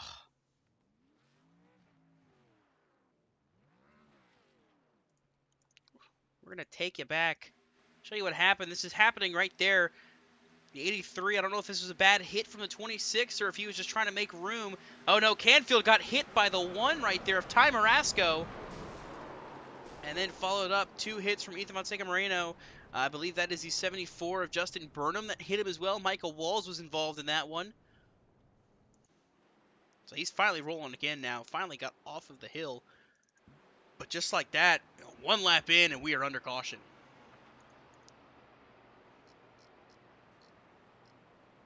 It did not take long at all, Dawson. I said this one probably will be chaotic. Cam said this one will probably be chaotic. It didn't even take a lap. Yeah, it was 1 lap in. We got half a lap in. And automatically had a wreck. And that was definitely a chaotic moment, to say the least. So with that, we are under caution for the first time in duel number 2. Bridger Olson, Noah Mayuri, Luke Nutt, Ben Lacey make up the top 4. Then Zach Amon rounds at the top 5. I don't know why I stopped where I stopped, but I did. So right now we're looking back as it stands with Bridger Olson up front. That makes Ty Marasco and Michael Walls 14th and 15th. They are the last ones in, but of course we got some guys making pit stops from, it looks like 13th on back. Pulling down pit road, it looks like Ryan Bogey electing to stay out. That's the number 35 Polaroid Ford Mustang.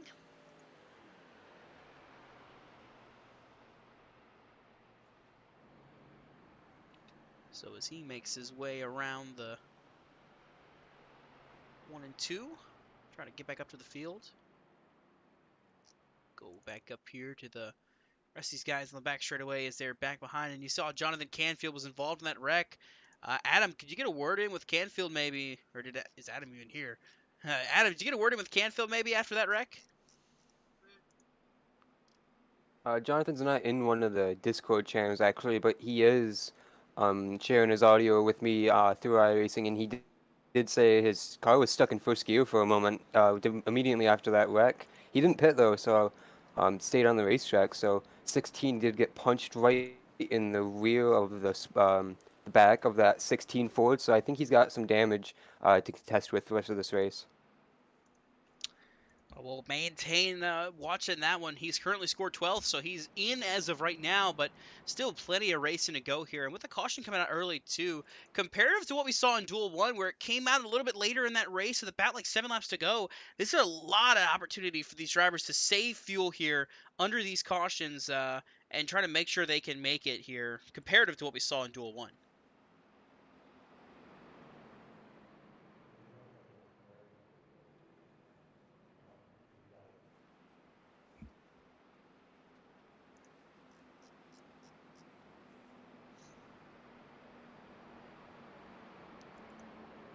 So as the field goes double file here to get ready for this restart, we'll restart with about 16 laps to go. Bridger Olsen, Noah Mary make up the front row. Ben Lacey, Luke Nupp in row 2. Hunter Rupp, Zach Amon, row 3. Kate Nackings, Mark Frimpong, and then Jackson Glenn Austin and Derek Paulson rounding out the top 10 for this one here. Something I'm very intrigued about is that Bridger Olsen picked the top for this restart, and while he is locked in, so he's not fighting for much here, we did see the bottom take off there in the start, and everyone was getting to the bottom, so I find it very interesting. Unless, of course, he's working with Noah Mayeri, who's starting first on the inside, but yeah, interesting call for sure. Yeah, I mean, if he executes this properly to where he can get to the bottom, that'll be the big thing, is just getting to the bottom and getting rolling. And I expect to see that executed pretty well with Olsen and Mayori being on that same page, able to make it work. So we'll see. But right now, coming through 3 and 4, behind the pace car, the lights, of course, are off, which means we'll go green this time by. 16 laps to go in duel number 2 to set the rest of the field, the outside lane, for the iRacing.Funny 250. Pace car dives off. Bridger Olsen will be the control car into the Geico restart zone. Launching now. The green flag is out, and we're going to watch and see. He'll hold that outside lane. Hold. And now he'll pull down right in front of Noah Mayuri as the green flag falls here in duel number 2 once again. And once again, I'm noticing that the outside lane just, it's not wanting to be formed right now. These guys are trying to stay calm. A lot of guys jump down to the bottom. And I'm not really seeing another line until way back in the back. We have Jonathan Canfield. Something that will do, Josh, is that it will set up the opportunity for the line to be formed later in the race. So that's when you'll see the cars be able to move around. Because we saw in the first race where everyone kind of stayed in their lane from the start. So there wasn't a lot of moving around. Everyone was just kind of stuck. But now that's single file. If people decide in the back to start jumping out of line, that's when you'll see the movement happen. See Derek Paulson, the 6th car, currently scored in the 8th position. He stepped out of line, running the outside lane, but he is all by himself. He's going to have to definitely fight hard if he wants to be at an advantage making this move here. But right now, running the outside by himself, a very risky and kind of out there decision. As right now, if he drops all the way back, he'll be dropped to 15th as Robert Lukens is the last car on the inside line. He has scored in the 15th position. He's making up some ground, though. I think there's a lot of checking up going on in the inside lane. So he's passed a couple cars already. And he's still got that run off the top, even in the corner by himself. But the big thing I'm worried about is the fuel. I mean, doing this, you're not really lifting off the throttle. You're definitely, pushing hard. So it's going to be interesting to see. Now, Caden Atkins, the 2, is going to jump to the outside with him as well. So we have 14 laps to go this time. And now Paulson, has some help in the form of Caden Atkins. Looks like the 53 of Mark Frimpong is going to decide to go up top as well. So now we got 3 cars. Now here comes Luke Nupp to the outside. And just like that, Mayori to the outside too. So the outside lane went from 1 to 5 in a matter of seconds. And Luke Nupp does not want to sit behind Noah Mayori as Mayori goes to the race lead. And Ben Lacey caught up to Olsen quick. Now look at Lacey to push Olsen, maintain that top position ahead of Mayuri, but that outside lane, it has formed really well right now as they are just about to overpower that bottom lane if they are able to. Right now, 3 wide in the back is Parker. Dylan Parker, that is, trying to make it stick out there all the way up at the wall. Oh my God, Josh, you mentioned it there. He has just gone from the back of the field all the way to 3rd outside lane. He has just flown up to the front, and he settles in line, and that takes Mark Frimpong down to the bottom. Amon almost gets into him, about stacks up the field, but Dylan Parker went from the back all the way to 4th in the outside lane now. And Mayuri down to the bottom. Luke Knupp now going to go to the outside lane, see if he can make a run on the 8 car for the race lead. It'll be interesting to see what Dylan Parker decides to do here. Obviously, he made a lot of ground on the top. It looks like he's looking to the top once again. It's going to be tight here. Now he has help, though, so we might have a couple lanes of 3 wide. Gonna force it 3 wide. Dylan Parker, one of the drivers locked in due to a past champions provisional. He does not have to worry if he doesn't win this duel or make it in the top 15. He's got a good shot at making the race. But right now, it's Noah Mayuri out front, Bridger Olsen and Luke Knupp battling for 2nd. And that 3 of Dylan Parker is definitely making things interesting. Derek Paulson trying to make a move, pushing that 29 of Luke Knupp on the outside lane.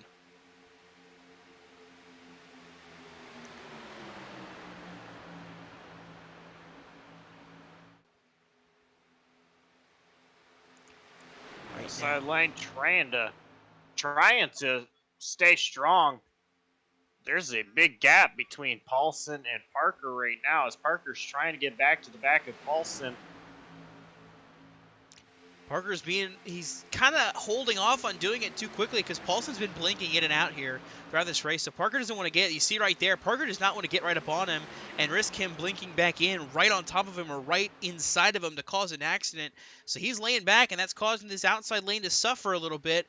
Looking back right now, Jackson Glenn Austin, the 28 machine here on the bottom, he is currently the last car in as it stands racing-wise. He's battling Blaine Sparling, who's to his outside.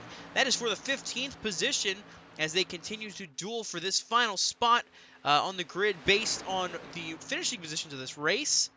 We'll keep our eyes on that as this continues on, but now it's still Luke Knupp to the outside and Noah Mayuri at the line this time. I believe Knupp will lead. Indeed he does. And Mayuri charging hard back to the inside line.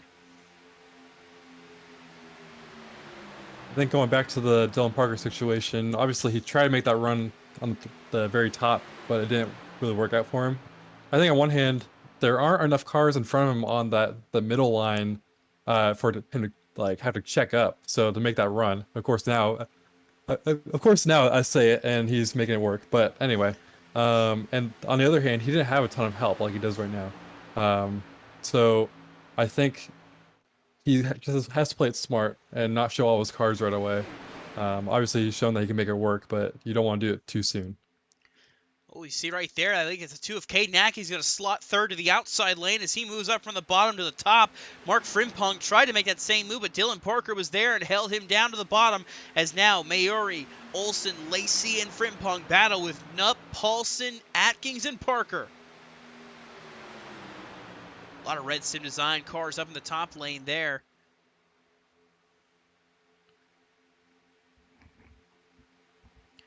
Dylan Parker, leaning. Oh, Lukens in the, I believe it's, excuse me, I believe it's William Martin that just about had an accident. Back here in the back, they're 3 wide. Lukens is all over the place. Parker sliding. Oh, and around they go. Lukens with a hard hit to the outside wall. A lot of contact with a lot of drivers. Looks like William Martin's in it. Jackson Glenn Austin's in it. Michael Thorpe Jr. is in it. The 61, I believe it's Hunter Rupp. He was involved. The caution is going to fly for the 2nd time. It's the big one in Duel 2.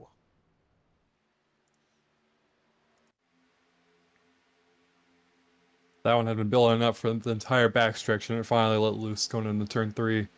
We saw them banging off each other the whole entire backstretch. Looked like Dylan Parker tried to make a little bit of an aggressive move, trying to kind of force the 3 wide through the middle, and then they just started stacking up behind.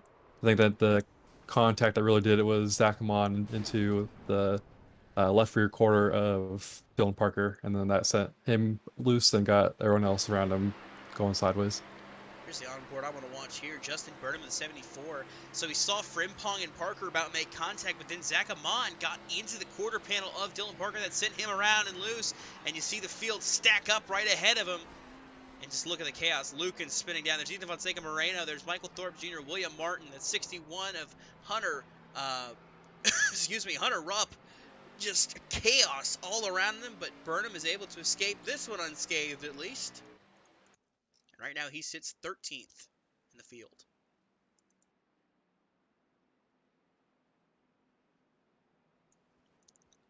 A lot of the field, of course, going to pull down pit road right behind the leaders, trying to make sure they can take a splash and make it to the end on fuel.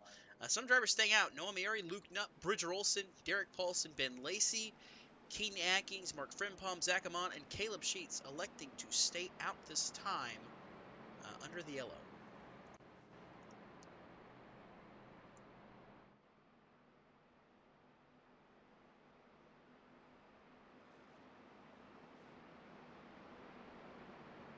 I do think this caution will help the fuel situation. Unless, of course, we get another green white jacket or two like we did in the last race. I think this is the second caution that we've had.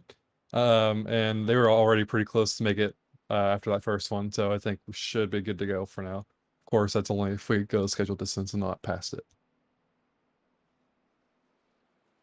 Yeah, I definitely agree with you there. I think this caution definitely helps. And for the guys that came down pit road, they're definitely good to go. And for those that have stayed out this entire race, it'll be close for them, but I think they'll be good as well. We saw it last race, like you mentioned, so they should be all right as long as it stays in regulation. That's the big thing. We've already seen it's been pretty aggressive here so far through this race, and we still have 7 laps to go, going to 6. And we did see a couple correct checkers in that last race, and I would not be surprised if it was any different in this one. Yeah, when we get the restart, it should be 5 laps to go for the rest of this one to get to regulation. We have 9 drivers that have not pit this race. It's the top 9 as they run right now. Mayuri, Nupp, Olson, Paulson, Lacey, Atkins, Frimpong, Amon, and Sheets. So as it sits right now, with Olson still being in the top 15, that puts the cut line at Dylan Parker and Jared Wilson 15th and 16th right now on track. Dylan Parker is scored 15th. So he will be the last one in based on racing his way in. Of course, if Olson drops out, that moves the line to 14th. But that all depends on how this rest of this race shakes up. It's been a little more chaotic, a little more hectic, a lot of damaged cars here. And looking right now, we got 2 cars that are 1 lap down and more than likely out of it. Robert Lukens and Hunter Rupp. Both looks like they're still on pit road. So that might pretty much be the end of the night for them. Looks like Michael Walls, William Martin, Jackson Glenn Austin are trying to catch back up to the field as they make their way around. But they are way back as the field heads down the backstretch. They are just now crossing the start-finish line. So not too sure if they'll catch the field here. So we might just have 18 drivers ready to do battle for these spots here. But we'll have to see, looking back and seeing the 28, 37, the 9. They are exiting turn 2 as the field enters turn 3. So they might make it. It'll be close. They might make it. And Dawson, we've seen at the start and the restart of this race, the field has been very spread out once they get back going green, and then they all drop to the bottom. But now it is go time. So you just have to wonder what kind of restart we're going to have here. I'm watching too. Do Jackson Glenn Austin and William Martin make the move, because they are catching quick. They're going to have a chance at it because they are now exiting turn 4. The green flag is out, and you'll see the top of your screen. They'll be coming right there. There's the 28. He shows up. He is up to speed with the field. We go back green. They'll drop to the bottom. Paulson and Updo, and Jackson Glenn Austin and William Martin both picking up some spots here. They're up to 18th and 19th as they run right now, but they're not really gaining as much as they needed to. See, there goes Ben Lacey to the top lane. He's going to jump up. Probably not by choice. Frimpong's going to try to go with him. Amon, Atkins go as well.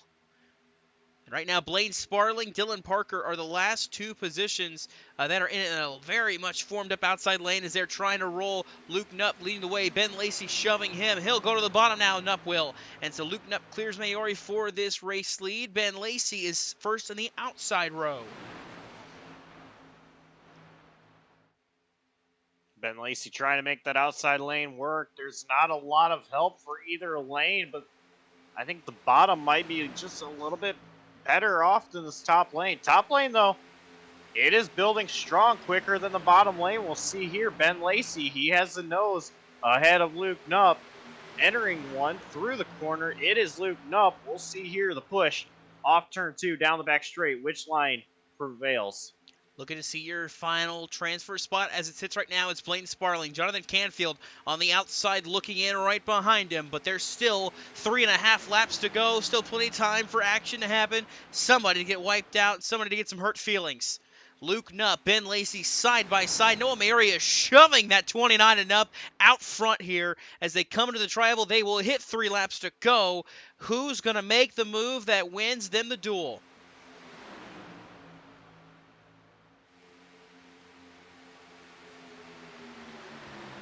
I think unless we get another lane going, it's going to be hard to win unless you're leading one of the lanes right now. That outside lane, it is trying so hard to make something happen. You see, I'm watching all these guys kind of get really squirrely off the corner. There's a third lane, that 53. Frimpong, he's making something happen through the middle. They lead Ben Lacey all the way on the outside drive. Here comes Dylan Parker to help Lacey. He pulls down to the middle. Frimpong leads the outside lane, and they are still trying to figure out where to go. And I don't think that move was intentional either. I think it was just a bad push on Frimpong's part, which got Lacey kind of out of his way, and he took it. I don't blame him by any means, but I don't think it was intentional. That wasn't Frimpong. That was Amon that shoved Frimpong into him. They're 3 wide for the race lead. Knupp on the inside. Frimpong in the middle. Caden Atkins on the outside with Dylan Parker pushing him. And somehow the bottom lane has no help up front. It's the middle and top lane. It's like, start making contact. They are leaning on each other like it's the last lap of the pay race. Caden Atkins out front with Dylan Parker shoving him. Frimpong trying to make something work with him on. How about Justin Burnham up here? He's in 6th. He gets to the inside of him on. They're still 3 wide. Where did the bottom lane go? It just disappeared. They were rolling the top and the middle entering 3. And just like that, though, the bottom lane is formed back up. They're going to make it to the white flag this time. One final lap. Caden Atkins leads. Frimpong is in 2nd. Parker dropping all the way back to 9th place right now, but it doesn't matter. Frimpong shoving Atkins. Here comes Burnham with Knupp to the outside lane. They're going to try to make a run on the outside. Burnham got a huge shot at the start-finish line from Knupp, so he had to take that run there. Ooh, he shoves him in the corner. Atkins went up to block Burnham. And he's still blocking. A little stack there. Here comes Burnham on the outside lane. He's there to the outside of Atkins. Now a huge shove from Knupp. Burnham goes up. Burnham gets turned. Around goes Burnham into Atkins. They're going to stack up the field. Atkins is going to make it through. But here comes Dylan Parker to the outside. Parker's going to clear. The seas parted for Parker, Dawson. Dylan Parker's going to steal the duel. He steals the duel win here at Daytona, gets the victory in duel number 2. Caden Atkins comes home 2nd. Mark Frimpong is 3rd. And we see a massive shakeup out back. Jonathan Canfield is going to come up 2 spots short. It looks like maybe a spot short. Actually, it looks like 2 spots short. Jared Wilson coming up 15th. Jackson Glenn Austin 14th. The final spot goes to him in a chaotic last lap turn of events.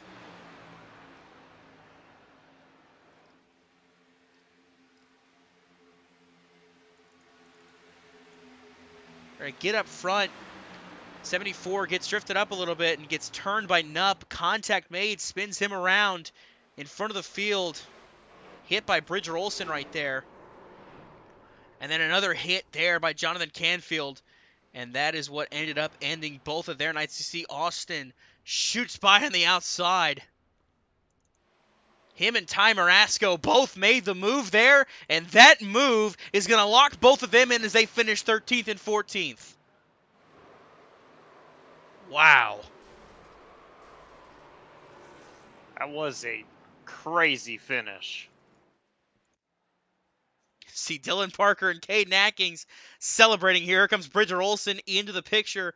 But your Duel 2 winner, Dylan Parker, somehow, some way, the C's part, he gets it done, and you see him celebrating in reverse.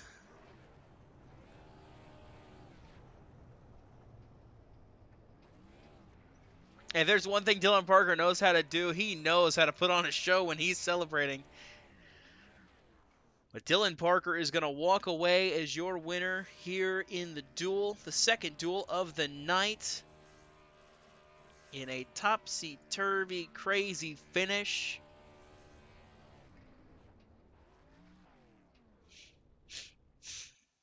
I think Dylan Parker was probably the most aggressive driver all race long, but at the end he didn't really have to do anything. He didn't really have to make any moves. He just, like Josh said, the seas parted. So it's kind of ironic that he was able to squeak it out after being the most aggressive all race.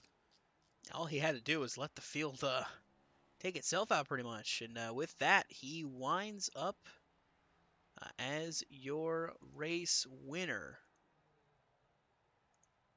here tonight. And that was a very fun race. Definitely a lot, just the opposite of what we saw in duel number 1.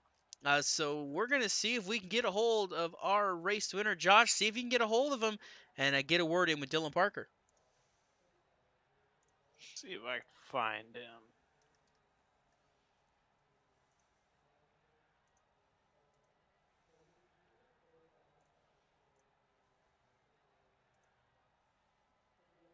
Hey, Dylan.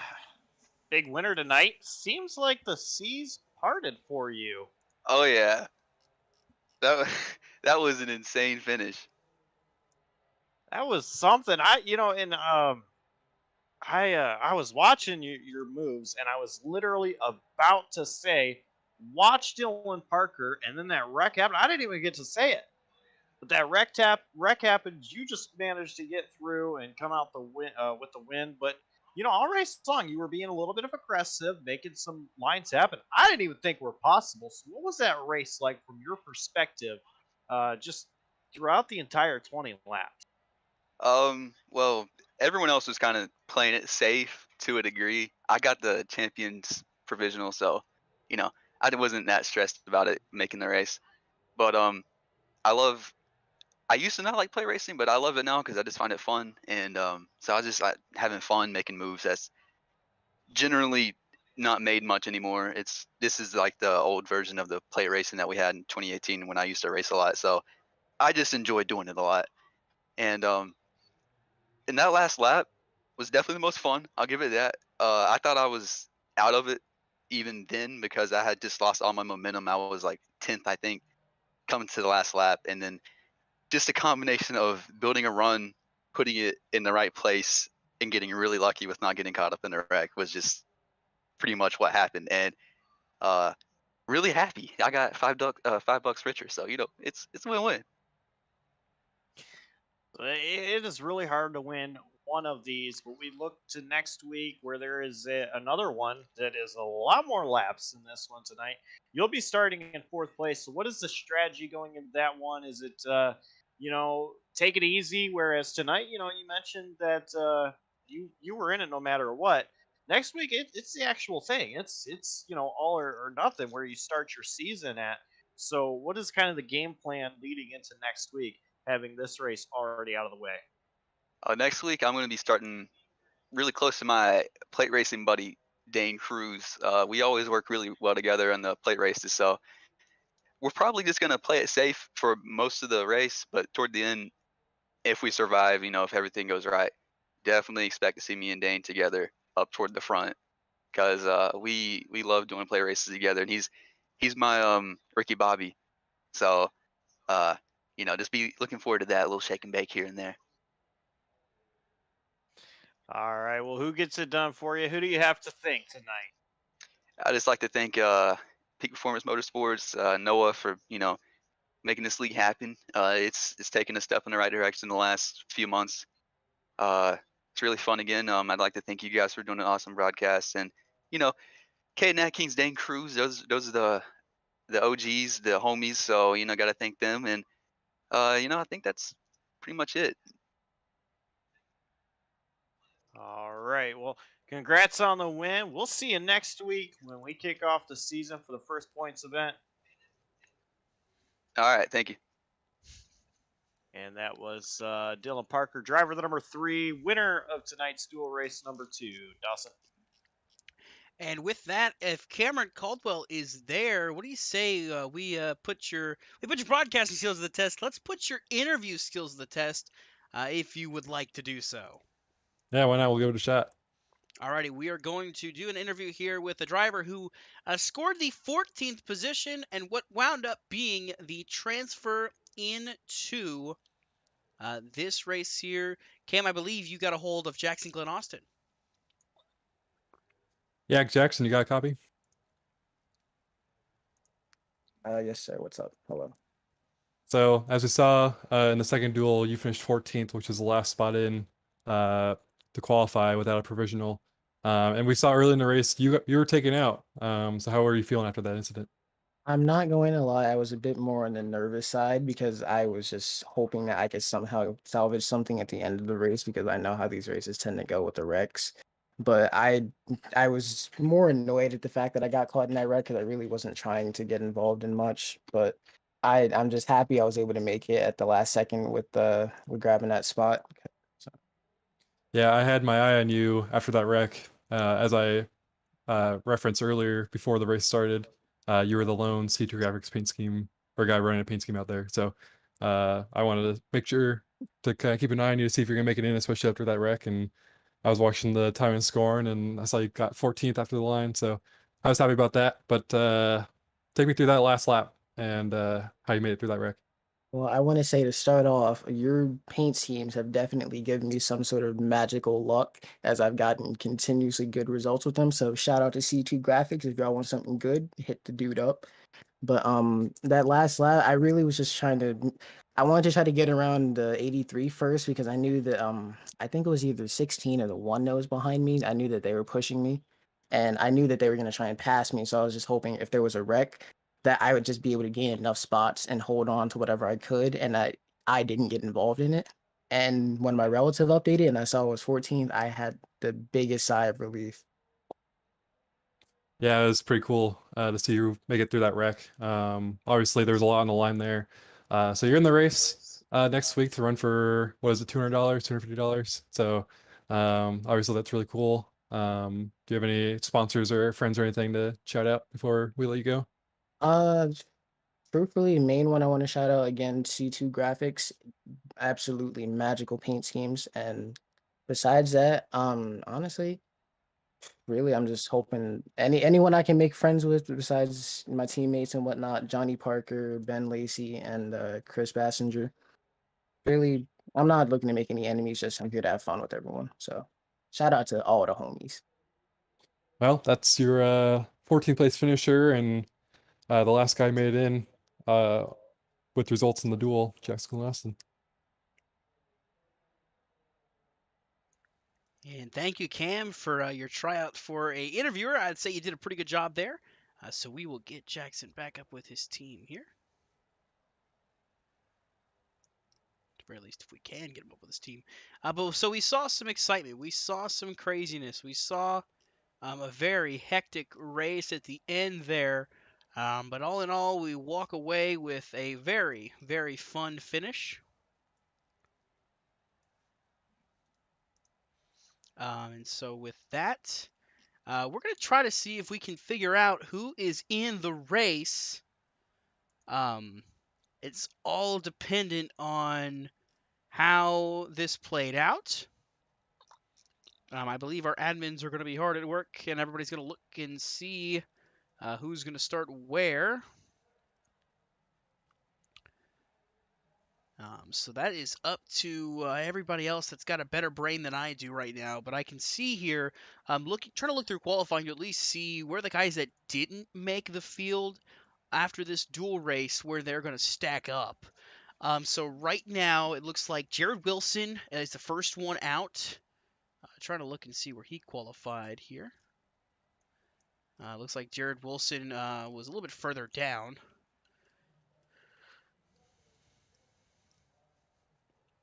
He's about midway through the field, but he is He's pretty about middle of the field, it looks like, as was Jonathan Canfield. William Martin did not put down a qualifying time, so I think I can say for a fact that number 37 will not be making the field next week. Bridger Olson, of course, locked up a spot with his second place qualifying position. I will say Justin Burnham is pretty low, so he has a shot of missing as well, but it all depends on how things shake out. Michael Walls, he was also pretty low on speed, so we'll have to see. Blaine Sparling was also pretty slow in terms of qualifying, so he's on the border as well. Robert Lukens and Hunter Rupp are all pretty close as well, but I think Hunter Rupp had a much faster qualifying time. He was up near the top 10, so he has a good shot at making it based on the qualifying speed.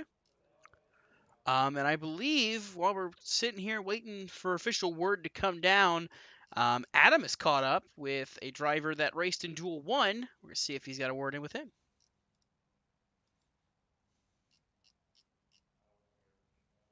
Hey, boys.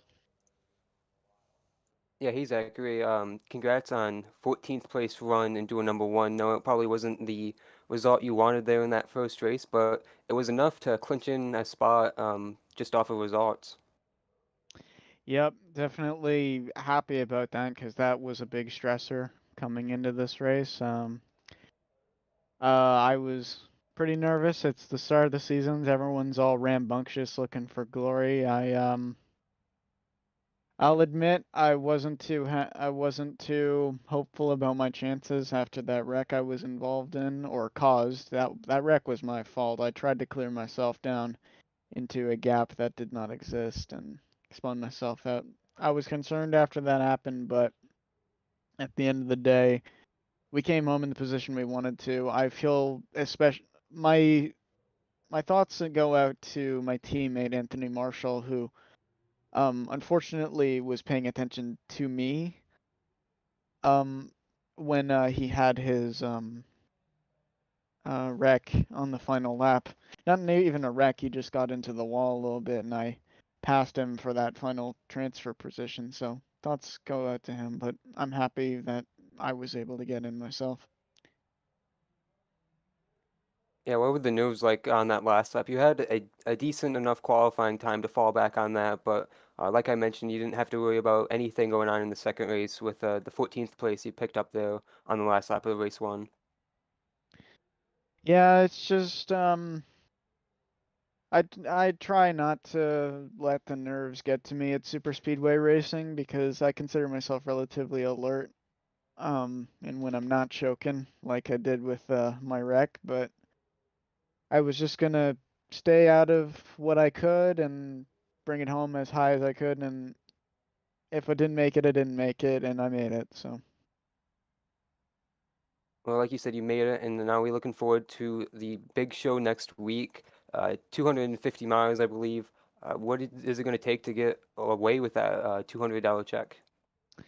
Definitely working with my teammates. I definitely have a few of them in here. I think 5 of us made the transfer. I think 4, unfortunately, did not. Working with teammates, working with manufacturers as well to an extent. Staying out of stuff, making the right call. A little bit of luck as usual with these tracks, but need a perfect combination of that to win in these kinds of races, and we're looking for it next week. Yeah, absolutely. Who do you have to thank and shout out for getting into the show and looking forward to actually performing next week, excuse me. I would like to call attention to the fact that this is the last race that will feature Glassby Gaming Arsenal branding on a race car. And you would have noticed that on the hood, on the side, on the rear of my car. All the logos that you may associate our team with are going to be gone after the new rebrand goes live tomorrow. And I would just like to thank everyone on GGA, all the admins, all the painters and everything for just being a family online, and I'm really looking forward to pushing forward with them into this next chapter of the team. All right, sounds exciting. We're looking forward to seeing you next week right back here. Yep, thank you very much. That was Zachary Wareham, the 14th place finisher in duel number 1 tonight. Yeah, a lot of exciting storylines, coming from these dual races. A lot of craziness and a lot of just chaos is the only word I can really come to my mind right now. I mean, we saw a lot of just carnage in this second duel and a very fun sprint to the finish in Duel 1. Josh, what are your final thoughts about how that race played out? Yeah, I think it was kind of what I was expecting it to be. It was a little bit crazier than the first. Overall, I feel like I will say I really did not see Parker coming from the back to the front. I think in one lap he gained like 9 positions, and that just helped him set up his position to be there in the end. I think as far as surprise winners, he would definitely be it. But yeah, it was a great race, and both of them actually were very great races. And I'm really looking forward to next week. I think this just shows the the talent level that we have and people that want to race here in the Slide Jawb Racing League, and I'm very excited for the season to come. Yeah, Cameron, your first race in the booth. What did you think? Not racing in it, but actually getting to sit up here and watch it all. Yeah, I had a blast up here. Obviously a different view than what I'm normally accustomed to, but yeah, I'd like to do it again with you guys sometime. Hopefully, maybe later on the season, or for most of the season. Like you mentioned, this is basically my first time in the booth. I did it once with Josh back around the time JCTV first started. I try not to think about that time though. So obviously I'm a little new to it, so I hope I didn't mess up too bad. But overall, I had a blast doing it. Would love to do it again. All right, well, we got one other driver that is currently with Adam, I believe, right now. That is the driver of the 16, Jonathan Canfield, who is waiting with bated breath, I guess you could say, to see if he will make it into the show. Adam. Oh. Maybe.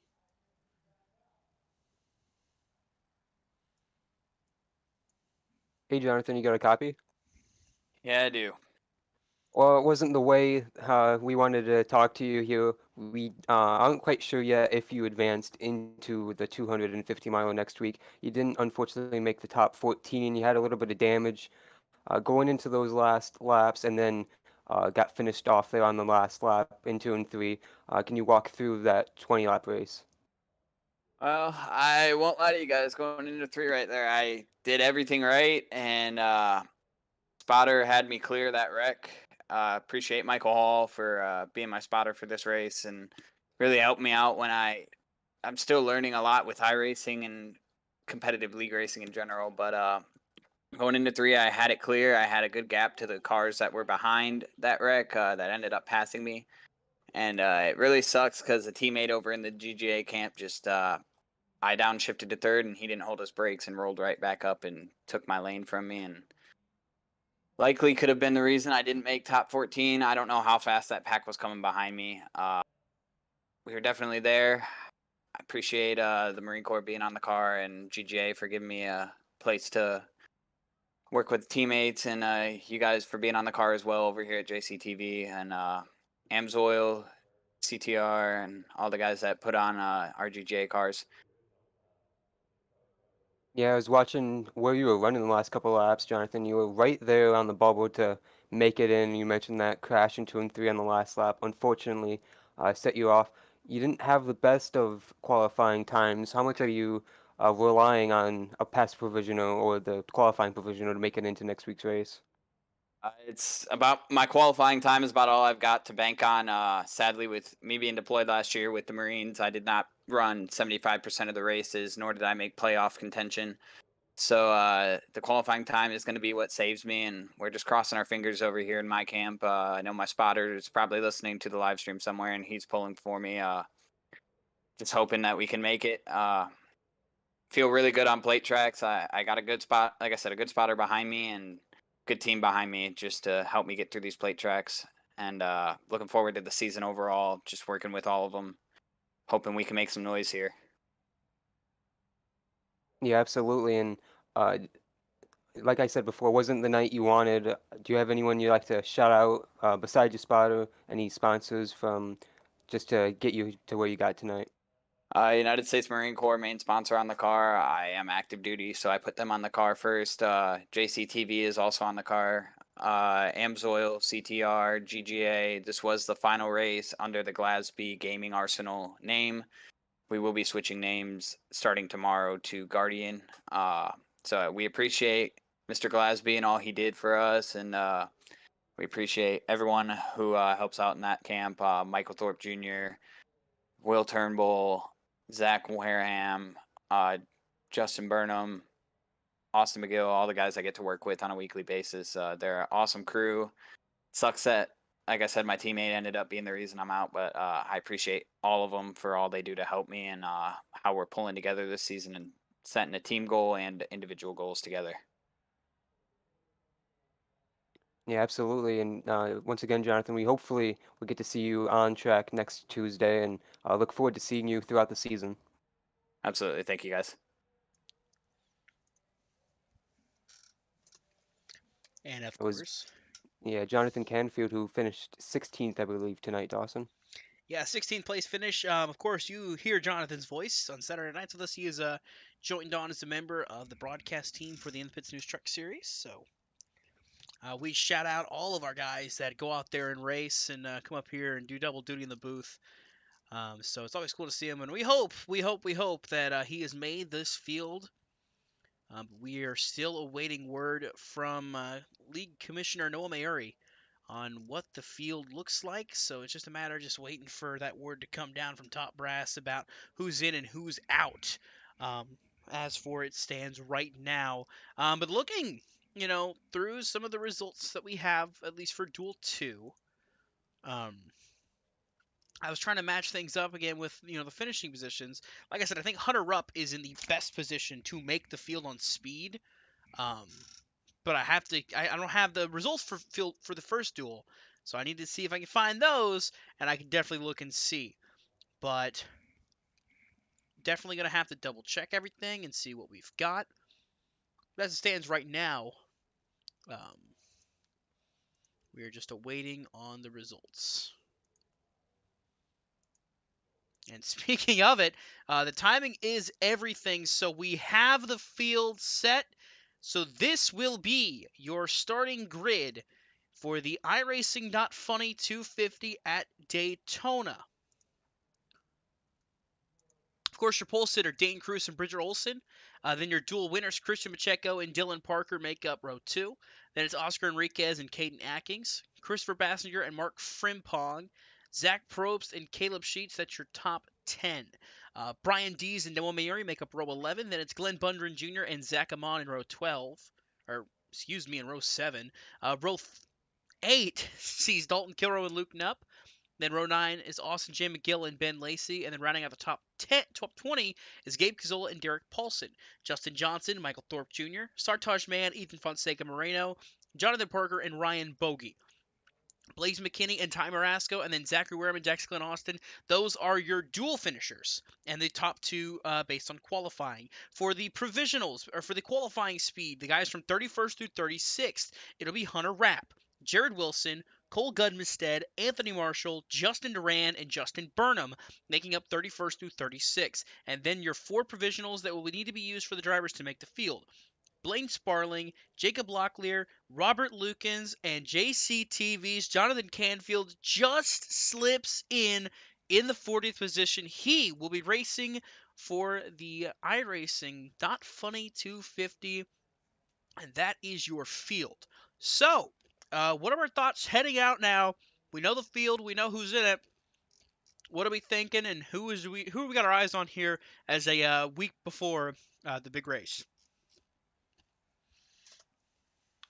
Oh man, it's really tough. I mean, a lot of places you go, you have an idea of who you think is going to run up front, who has a shot to really win a race. But coming to Daytona, it's really anybody's opportunity, and it's just so hard to predict who's going to have a good run next week.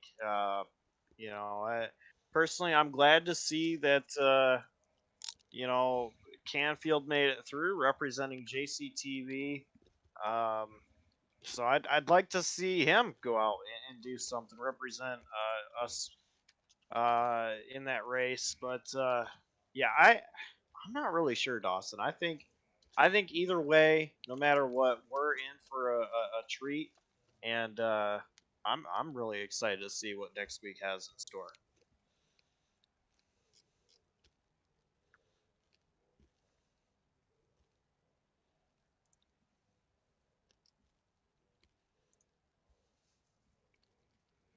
Adam, what are your thoughts?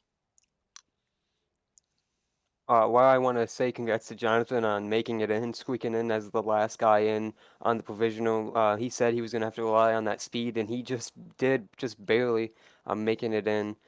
It's going to be exciting to see some of those stronger guys start in the back, like himself, Blaine Sparling, who was actually inside the top 14 with 2 to go and got disconnected in his duel race. So that was unfortunate for him to rely on a provisional, but very fortunate he still got in regardless. But tons of fast guys back there and people who just got damaged in duel. It's going to be interesting to see how much different it's going to be to pass in the 250 miler compared to what it was tonight.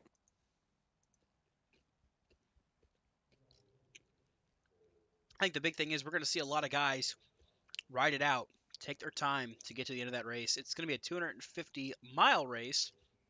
So it's going to be 100 laps for these drivers to navigate Daytona. Of course, it's going to come down to it at the end of the day, though. That's still a week away. So, a preview of what we've got, of course, next week. We saw that all tonight here in the Daytona Duels. Very fun racing. Christian Pacheco and Dylan Parker walking away with the wins, but also looking forward to more on JCTV. We got more action coming up this week. Friday night, the NAR League goes to Darlington for an epic race here, 9:45 p.m. Eastern Time, only on JCTV. And then, of course, Saturday, the In the Pits News Truck Series goes to the last great Coliseum where the stars will become gladiators, and they will do battle at Bristol. It was an exciting race last year. I believe Craig Fryer took home the victory in that race. I actually was in that race as well last season, but I did not do well. We don't talk about that. So as we head into the second race of the chase, of course, Jonathan Parker will be leading the way with the points lead. So we'll see how that pans out for everybody there Saturday night. Of course, that's 8 p.m. Eastern here on JCTV. And then next week, the big one, the iRacing.Funny 250 here at Daytona to kick off the Season 10 for the Slide Jawb Racing League. A big season set ahead, ready to have some fun here on Tuesday nights as this season progresses. So, I want to thank Cameron Caldwell for joining us in the booth tonight. I think you did a phenomenal job, and we hope you can come back here for some more races.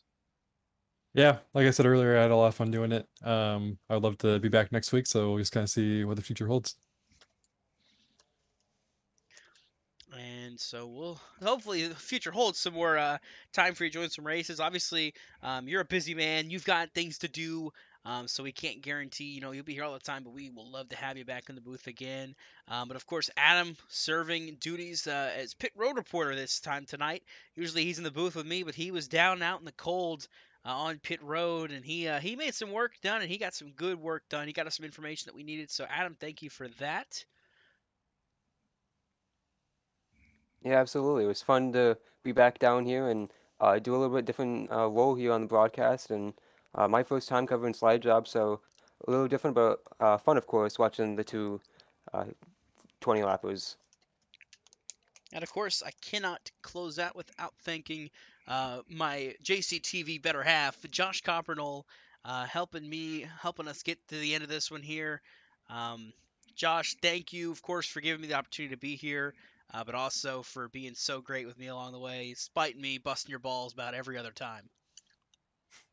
Yeah, Dawson, I'm so glad that I get to commentate with you quite a bit. It's been a blast, and I think this series is an incredible series, an amazing series, and I'm very fortunate to be one of the guys that get to call this series along with you. So yeah, I definitely glad that you and I have the call most weeks for this. Yeah, I mean, and that's the thing. It's always fun to have these races. It's always fun to have the booth here and have everybody here tonight as well. It's very much fun. I love having everybody here. It's always a lot of fun here. We have a blast in the booth. But that'll do it for us here tonight. The duels are over. The field is set. We go racing next week at Daytona. It's going to be a fun one. You're not going to want to miss it.